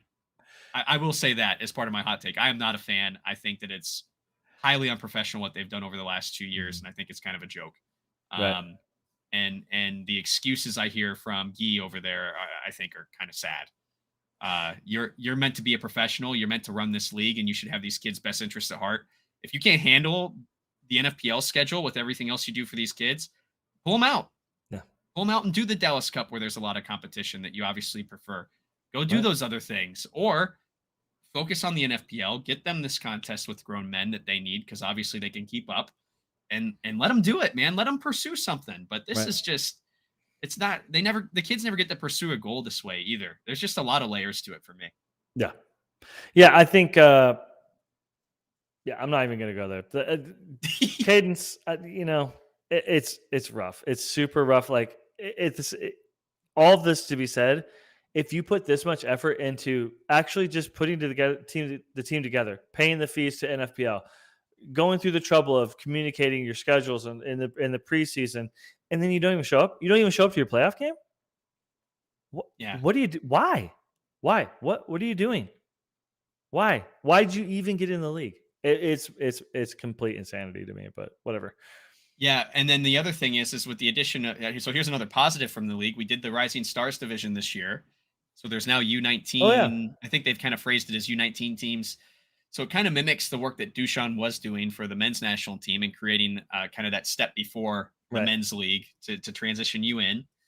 And I thought it was an interesting concept. I think they did one event in Hmm. Grand Rapids, which from the futsal focus article that Drew did, it was meant to be multiple events, but I think there was a lot of scheduling conflicts because we are dealing with some high school kids. Not some, they're high school kids. Yeah. But the interesting thing for me was it wasn't just games. I know that Cole Russell from Grand Rapids spoke to the boys about having a mentality training, uh, which I think is huge. I love that Hmm. concept. Um, and there are some other things that went along with it, but I I just find it interesting. Like, is that what they do? Hey, let's not burn a bridge here. Let's continue to work together. But these guys would fit perfect in that Rising Stars division. It's less Right. of a workload travel wise. Why don't you guys go there? Still get the impact, still get that quality, Build that plus a men's little team. extra with these classes and stuff. Hell, maybe they even host one. Yeah. Maybe we do this where it goes to different Rising Stars locations. We get to talk to some local professionals or even Right. college students that talk about workload going into college. If that's what you want to pursue, why not? Right. Right. Why not do that? Um, but I thought the Rising Stars was a big get this year. I think that'll be good for building the depth. You look at looking at specific teams. You look at a team like Futsal Indy. It's kind of fallen from grace over the last few years. I believe they won the regular season in the inaugural season of the NFPL. Uh, and then COVID obviously canceled things. They were kind of Hmm. the dark horse in the playoffs last year. They were Yes. they were winning games they weren't supposed to. They were keeping up with teams they weren't supposed to. They gave Joy a run for their money in the semifinal and Right. really kind of exposed some tactical things with them leading up to the Grand Rapids Championship. And this year they did not win a single game in any division. Maybe something like this Rising Stars division helps them find that next group, that next batch of guys and girls that can step up and kind of fill those voids and build Hmm. some depth here. So that's exciting for me. I think that's a great positive. The addition of Teresa, I already said, was a huge positive for me. I think the competitiveness of the league went up overall this year. And then that Southwest division, like I mentioned before, too, was another really big win, I think, for the NFPL and for growth. Right. Uh, Interested to see looking ahead to next year how that impacts playoff structure and things. Because again, it goes, this might be a good segue for you to Luke to what you alluded to earlier. You think about the money and Yeah. that these are semi-pro at best. I don't know how many players get paid in this league, even the little bit that qualifies for semi-pro. It might be amateur. Yeah. But the thing for me is these teams can't afford to travel uh, that much, and it's interesting because you see a culture difference between the new Southwest Division and the Midwest and Great Lakes Division because those guys fly. Southwest Division flies to every single away game. Yeah. They're on a plane. Yeah. And I can't think of a single club out here in the Midwest that has flown for anything, including No. some 11, 12-hour trips to Minnesota down to Southern Ohio. So Right. uh, it's going to be interesting. Something's got to be addressed there. And maybe it's a great learning opportunity to put these minds all in the same room at some point over the offseason and say, hey, how are you collecting this sponsorship money that allows you to do that kind of travel? Because Right. that's going to be a big hurdle next year. Right. Yeah, definitely. I think you said it exactly. I think with the building of these teams, the building of the funds, And actually being able to pay these guys is also part of that solution to these teams showing up. I mean, you're not going to Yep. deal with absences and, oh, my schedule doesn't work. Does it work if we pay you?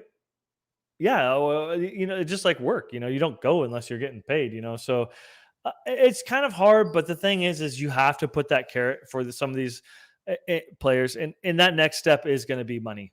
It's going to Yes. be money. It has to be, and I know money tends to muddy the water, but if you have the the the staff and the help to run things, not necessarily. I think money can do a lot of things and provide for a lot of things.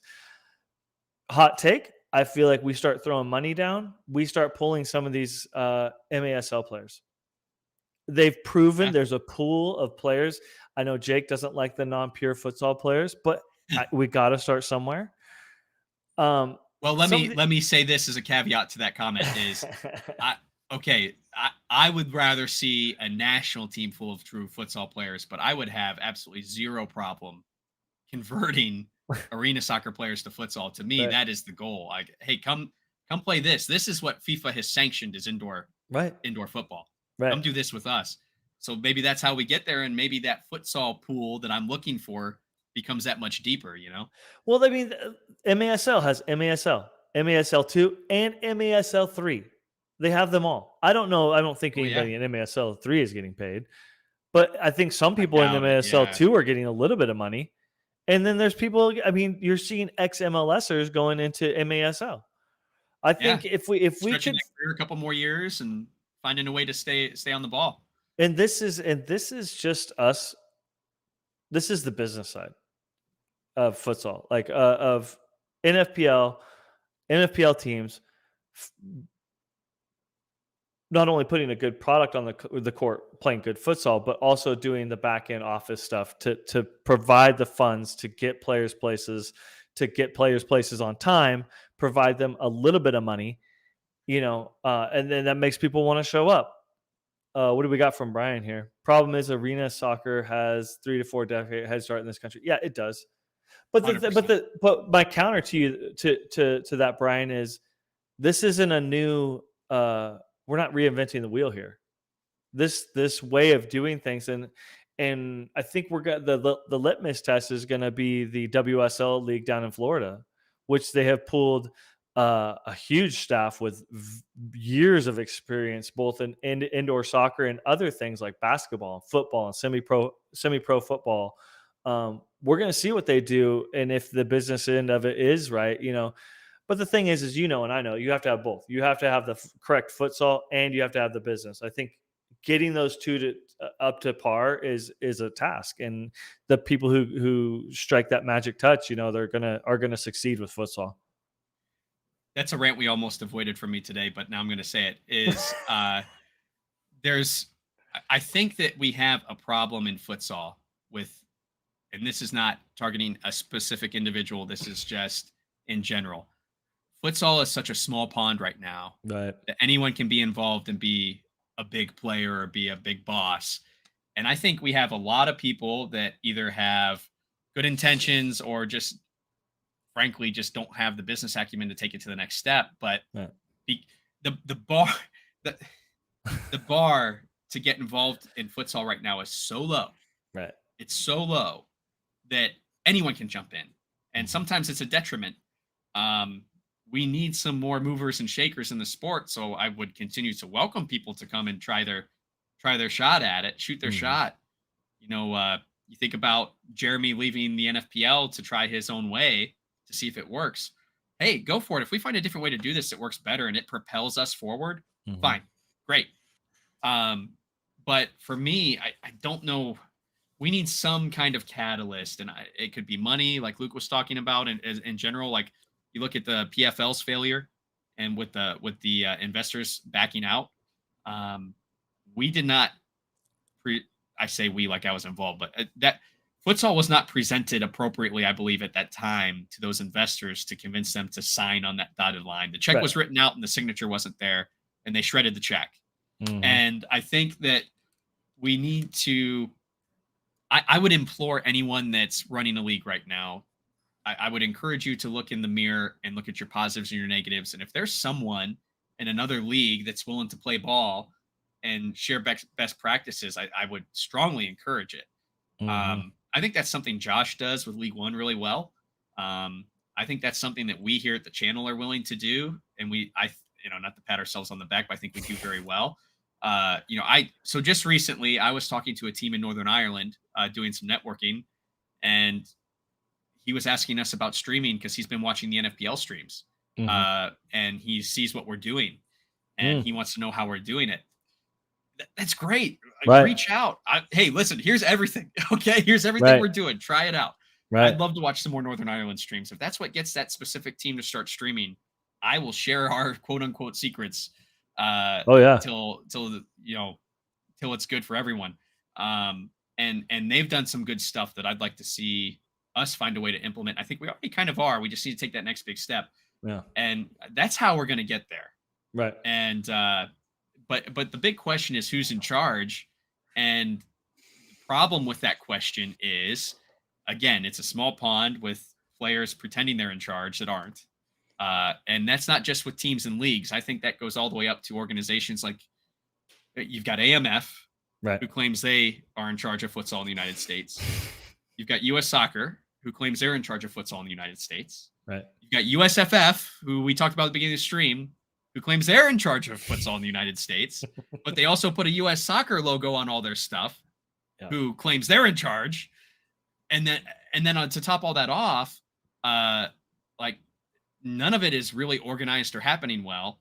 And I think everyone's just kind of waiting for that hero in the sport to Right. pull us through this and tie it all together. Right. Unfortunately, it's going to take a big check, I think, to make that happen. Sure. But I think in the meantime, if these leagues can find a way, and I know I'm asking for more time and more effort, which is hard, there's only so many people involved. But we got to find some funding. We got to find some sponsors. Again, kudos to the Southwest Division of the FPL. They do it extremely well. I Yeah. see it in their posts. I see it in the way they handle their business. Right. So I give them tons of kudos. But something's got to happen that's going to be that catalyst. This is America. This is where sports explode. I mean, there's a pickleball league on ESPN, for Christ's sake. All right. Like, we should be able to do this. We should be able to do this, guys. I have faith. So we'll get there. We'll get there in time. Right. But I think that something's got to happen from a leadership perspective. So a few of these guys got to look themselves in the mirror and decide what they do well and what they don't, and how we can all work together to take it to the next step. Yes, most definitely. So, kind of looking at our show notes here, Jake, did you want to run down the NFPL teams, or you want to skip that? Or I just kind of wanted to do some final wrap ups, and if we want to go back and hit some stuff that we didn't hit. Yeah, I'll tell you what. Let's do a quick with the championship right around the corner for the NFPL. Let's talk about that and the teams and some notes. I'll start. Yeah, we already mentioned a couple of them. Yeah. But I want to say this is kind of a running theme. I want to kind of start with Columbus. So Columbus was in the semifinal. I went to that game, and I give them a ton of credit. The building was beautiful. Brian, who's here in the chat, runs their streams. He's got a great setup. He did a fantastic job. Columbus always does a fantastic job with their streams, and they have prior to even COVID. I remember watching futsal streams on their channel on Facebook back when they were on Facebook. Westwood Fieldhouse is gorgeous. That game, the team looked a little off. I know there was a lot of questions during the week about where it was going to be. I don't know if that maybe was a distraction for those players, but that game, even though the result was what it was, I give them a ton of credit this season. They did a really good job of peaking at the right time in the season. And I feel like they did that last year too. I don't know how you feel about that, Luke, but they always do a really good job of hitting their level 100 right around playoff time. Right. And they did it again and had some really demonstrative results at the end of the season. You look at how they performed against Olay at the end of the regular season, a win and a tie against the defending champs. And that win was away from home. That's big. That's big. So looking forward to seeing more out of them. What were your thoughts, Luke? Yeah, on Columbus, I mean, I kind of put up the website here. It's Columbus is such a positive, both team wise and presence wise. Melissa does a great job. Brian does a great job on the stream. They have the panda. They have the beautiful facility. It's such a beautiful addition to the league. Um, this is, to be honest with you, this was my first foray into NFPL. Was Columbus and the Mud Puppies. I caught their streams. Oh, They were they throwback. were they were on. I remember catching Columbus streams, and they were the watchable ones. And so that's what brought me in, and so that's why I'm kind of huge on streaming. Um, but yeah, I mean, Columbus is just. I got privy to the preseason warm up game inter squad, and I thought, man, they're going to make some noise. Um, I think they got put in the league, and some other people thought the same thing, but Columbus really rallied, put some things together. I think there was, I think Marcelo really had himself a year. Mhm. I think. Oh man, I just lost his name. Yule took a step back. Uh, I think he's aging a little bit, and nothing wrong with aging, as you can see my white hair. But uh, hats off to Barbosa, the goalie. He had an Yeah, Victor is one absolute of my season. favorites. He stood on his head. He made some phenomenal saves. I don't think he got the love that he should have in the press. I was watching him play. The guy is phenomenal. He's a cat. He's all over the place. He made some super heads up saves. But that's just a couple of Yeah. people. I think Columbus had a wonderful year. I think next year, if they can pick up a couple of key pieces, I really think Columbus. Watch out. They're gonna make some noise next year too. So hats off to Columbus for a I great don't year. know what that piece needs to be, but they're just like one thing away. I don't They know what are it is. I can't figure it definitely out. But and I even said I agree with you on Victor as well in the goal. He does a great job. He's one of my favorite goalkeepers in the league. And I was fortunate enough to sit on the Olay bench while I was in Columbus, which was brave. And but I can't be without my buddy Juan. So he was in town. I had to sit with him. So right. I even told him, even on the Olay bench, I just said, I'm like, man, Victor is just he's so good. He's good. And he saved some stuff where I'm just like, what the heck? Yeah. But yeah, so I thought that was great. A team that definitely stepped forward and show they really they were a bright star this year for sure for Sure. me. Um, Looking on that same side of that bracket away, this is tough. You're the defending champs. Everyone wants to knock you off your pedestal. So they've certainly had some competition this year. It has not been nearly as uh, um, the wins were not nearly as demonstrative as they were last year. Um, we saw some pretty crazy score lines last year out of Grand Rapids. 10-goal wins, 13-goal wins. Miguel, I think, I don't quote me on the stat, but I think Miguel only let in 13 goals the entire season or something like that last year. Right. So look, everyone's trying to figure you out and get involved, and it's hard to stay at the top. So, but you could tell. I think you and I talked about this yesterday, Luke, or 2 days ago. But you can see the absence of Cole Russell from his injury from arena soccer. Ooh, and I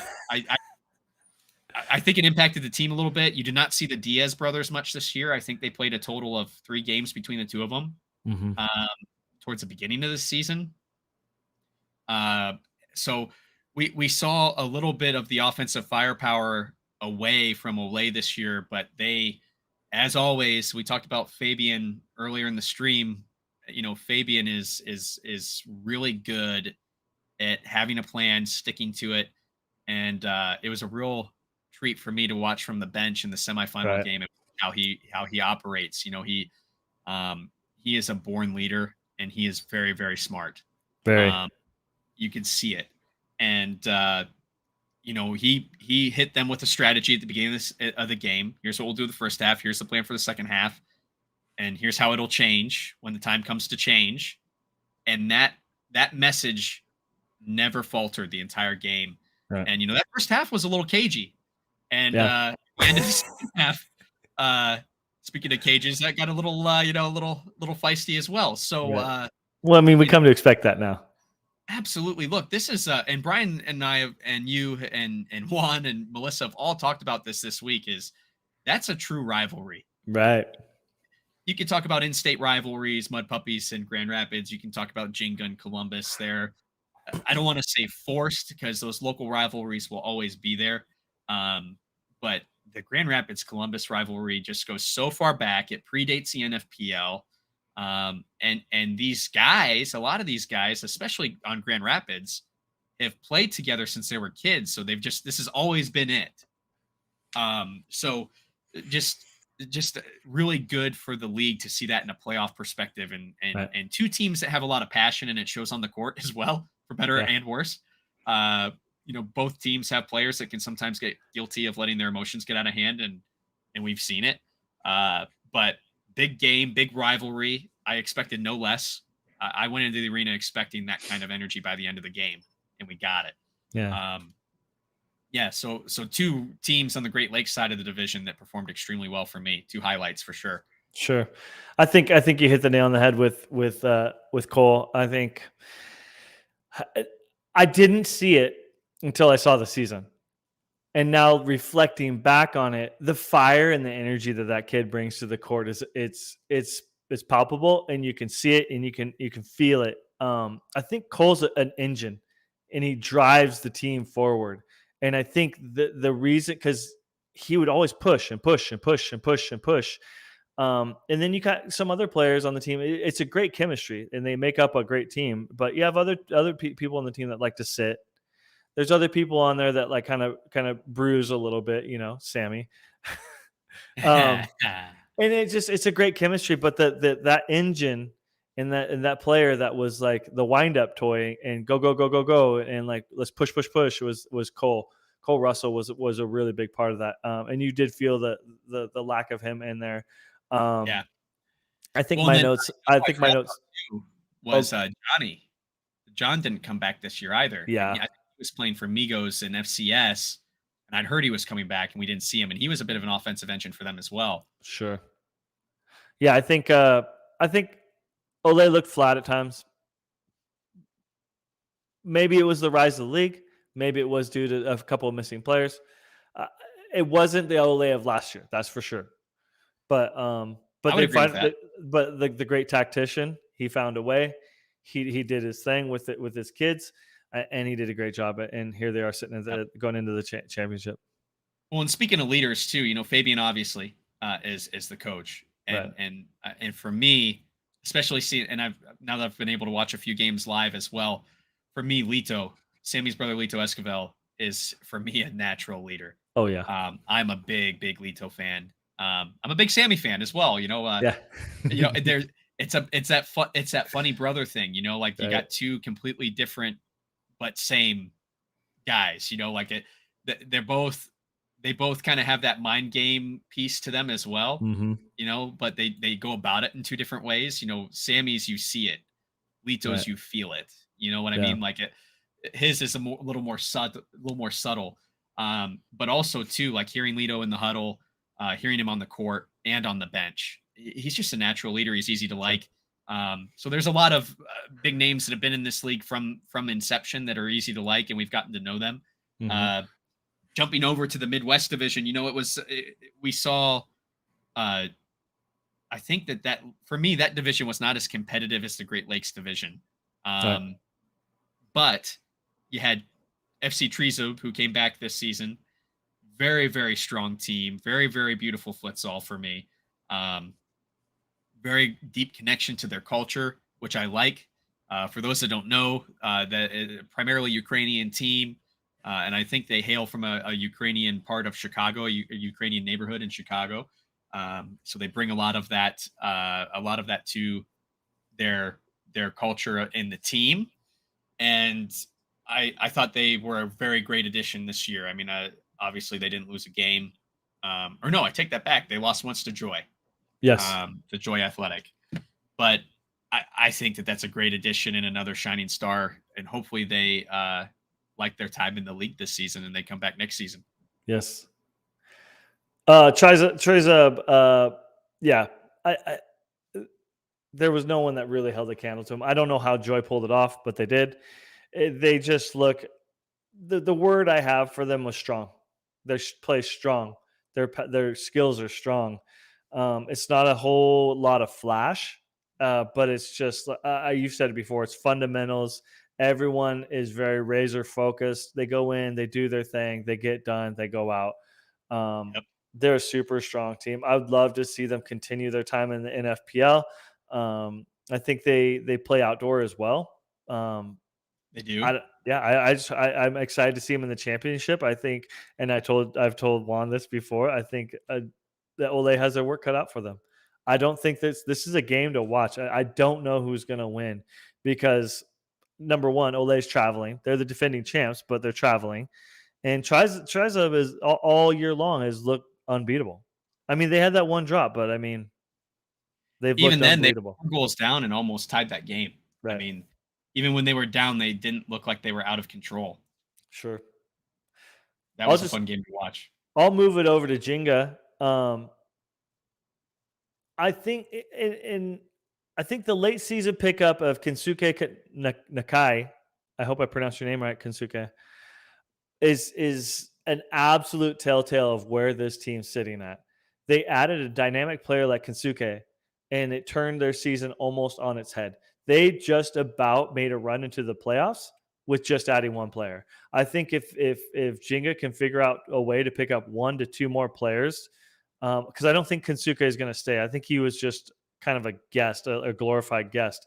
I think if they Yes, find I a think. way to add a caliber player like him, I think Jenga's a shout for next year. Easy. Yeah, I think they need to. I agree. They need to find somebody of that caliber, and they're. I know that he is already back in Japan, so that was a very short visit. I think that there's a connection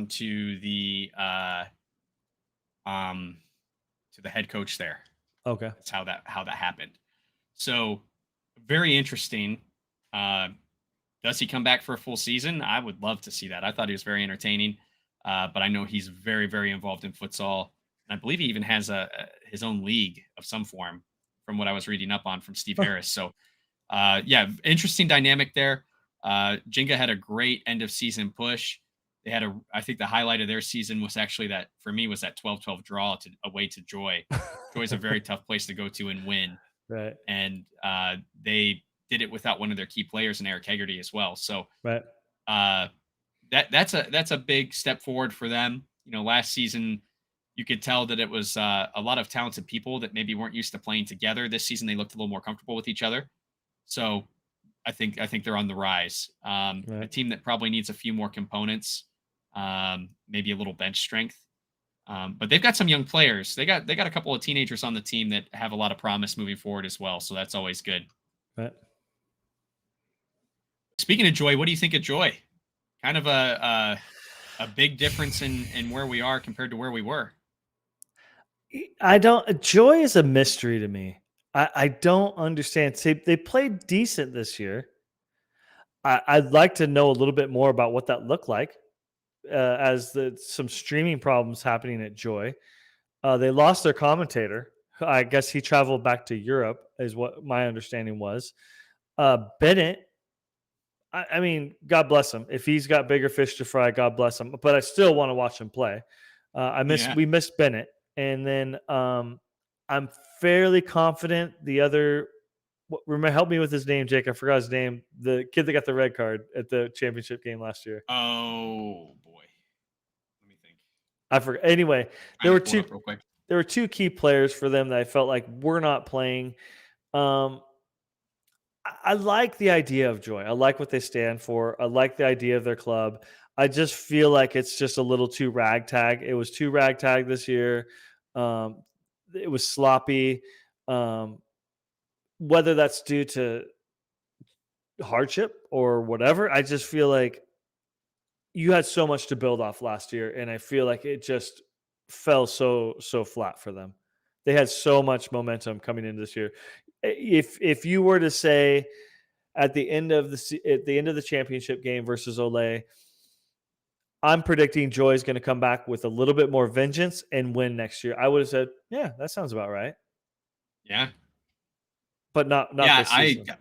I kind of favored the idea of them making a big splash, but knowing Trezub was coming back and knowing that they were so good before, I thought, oh man, this Midwest division is going to be very interesting. And, Yeah. between Joy kind of taking a step back in their typical competitiveness, and I mean, still competitive, still a great team, but just a bit of a shadow of themselves. They set the bar very, very high in their debut last year. Yeah.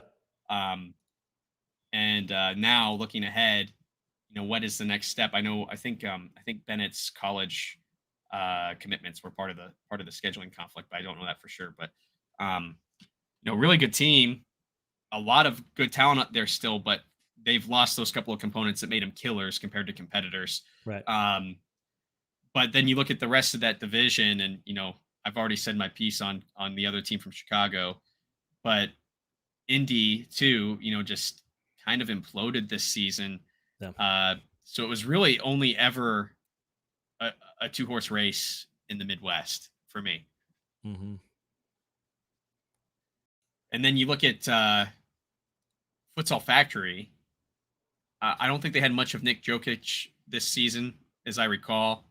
Um, I want to say Robert Dameron was out for a couple of games as well. One was for a red card, but I Mm-hmm. think he missed another key game. I can't remember which one, but I remember being surprised he wasn't in between the pipes.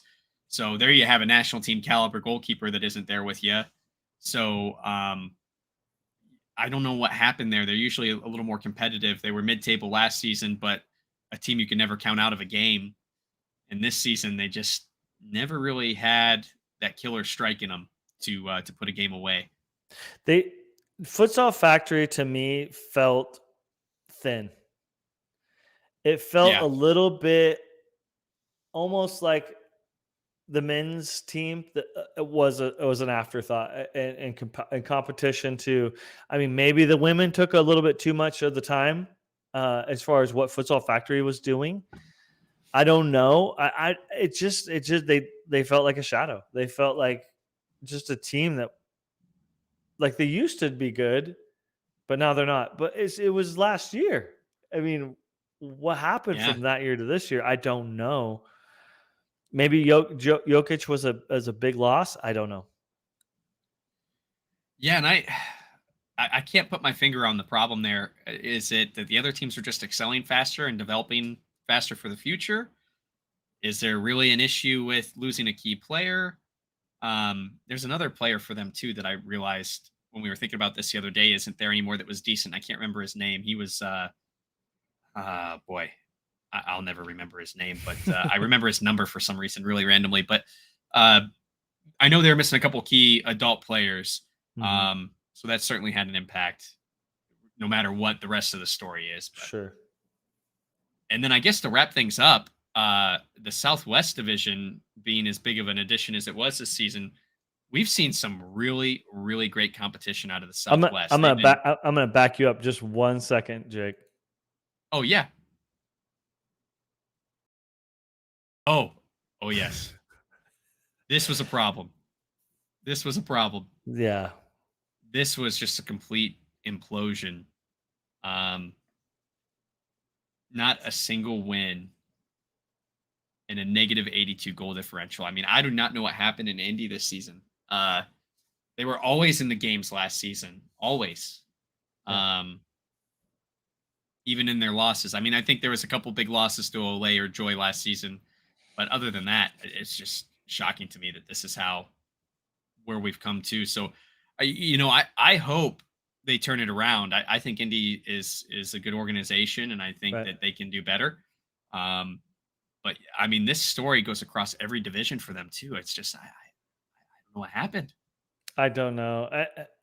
The women's team, I think they just weren't up for the task. I don't put any blame. Like I said, there was one bright spot with one of the girls.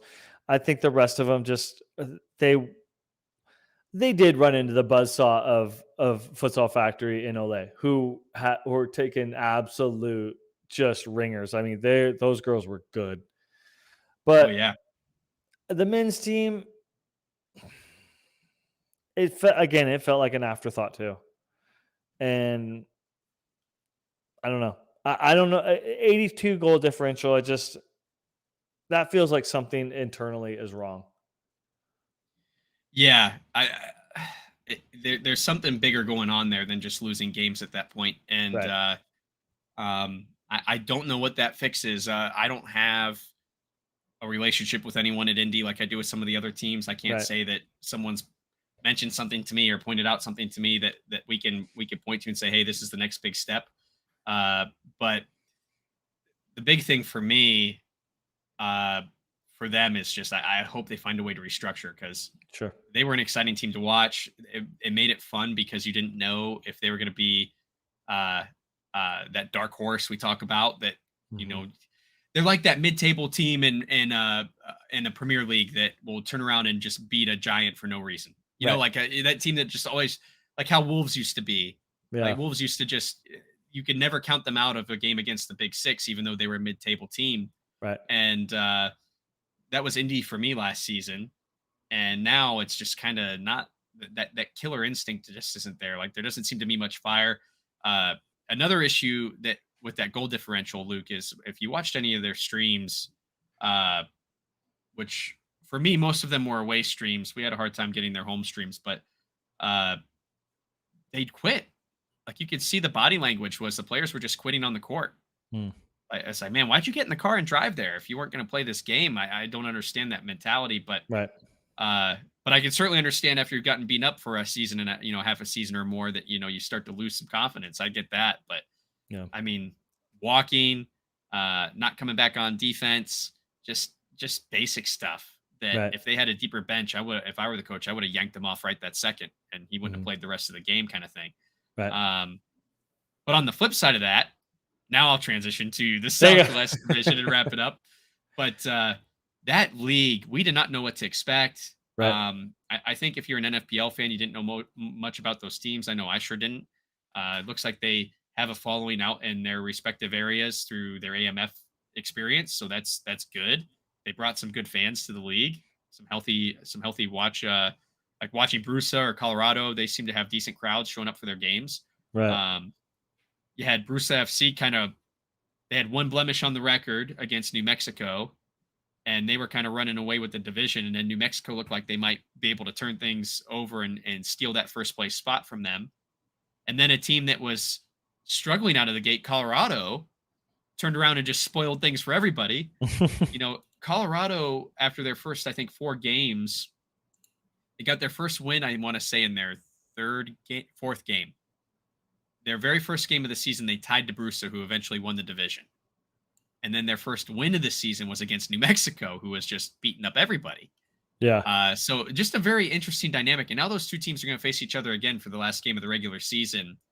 And that's from as far as we can tell. Again, no official announcement on what the Southwest championship field looks like at this time. But that you take a look, that's going to decide who moves on. If Colorado wins this, they steal second place. So, very, very interesting games coming up this weekend. We're going to have the championship match for the original teams. I'll call it the OGs. Oh, geez. They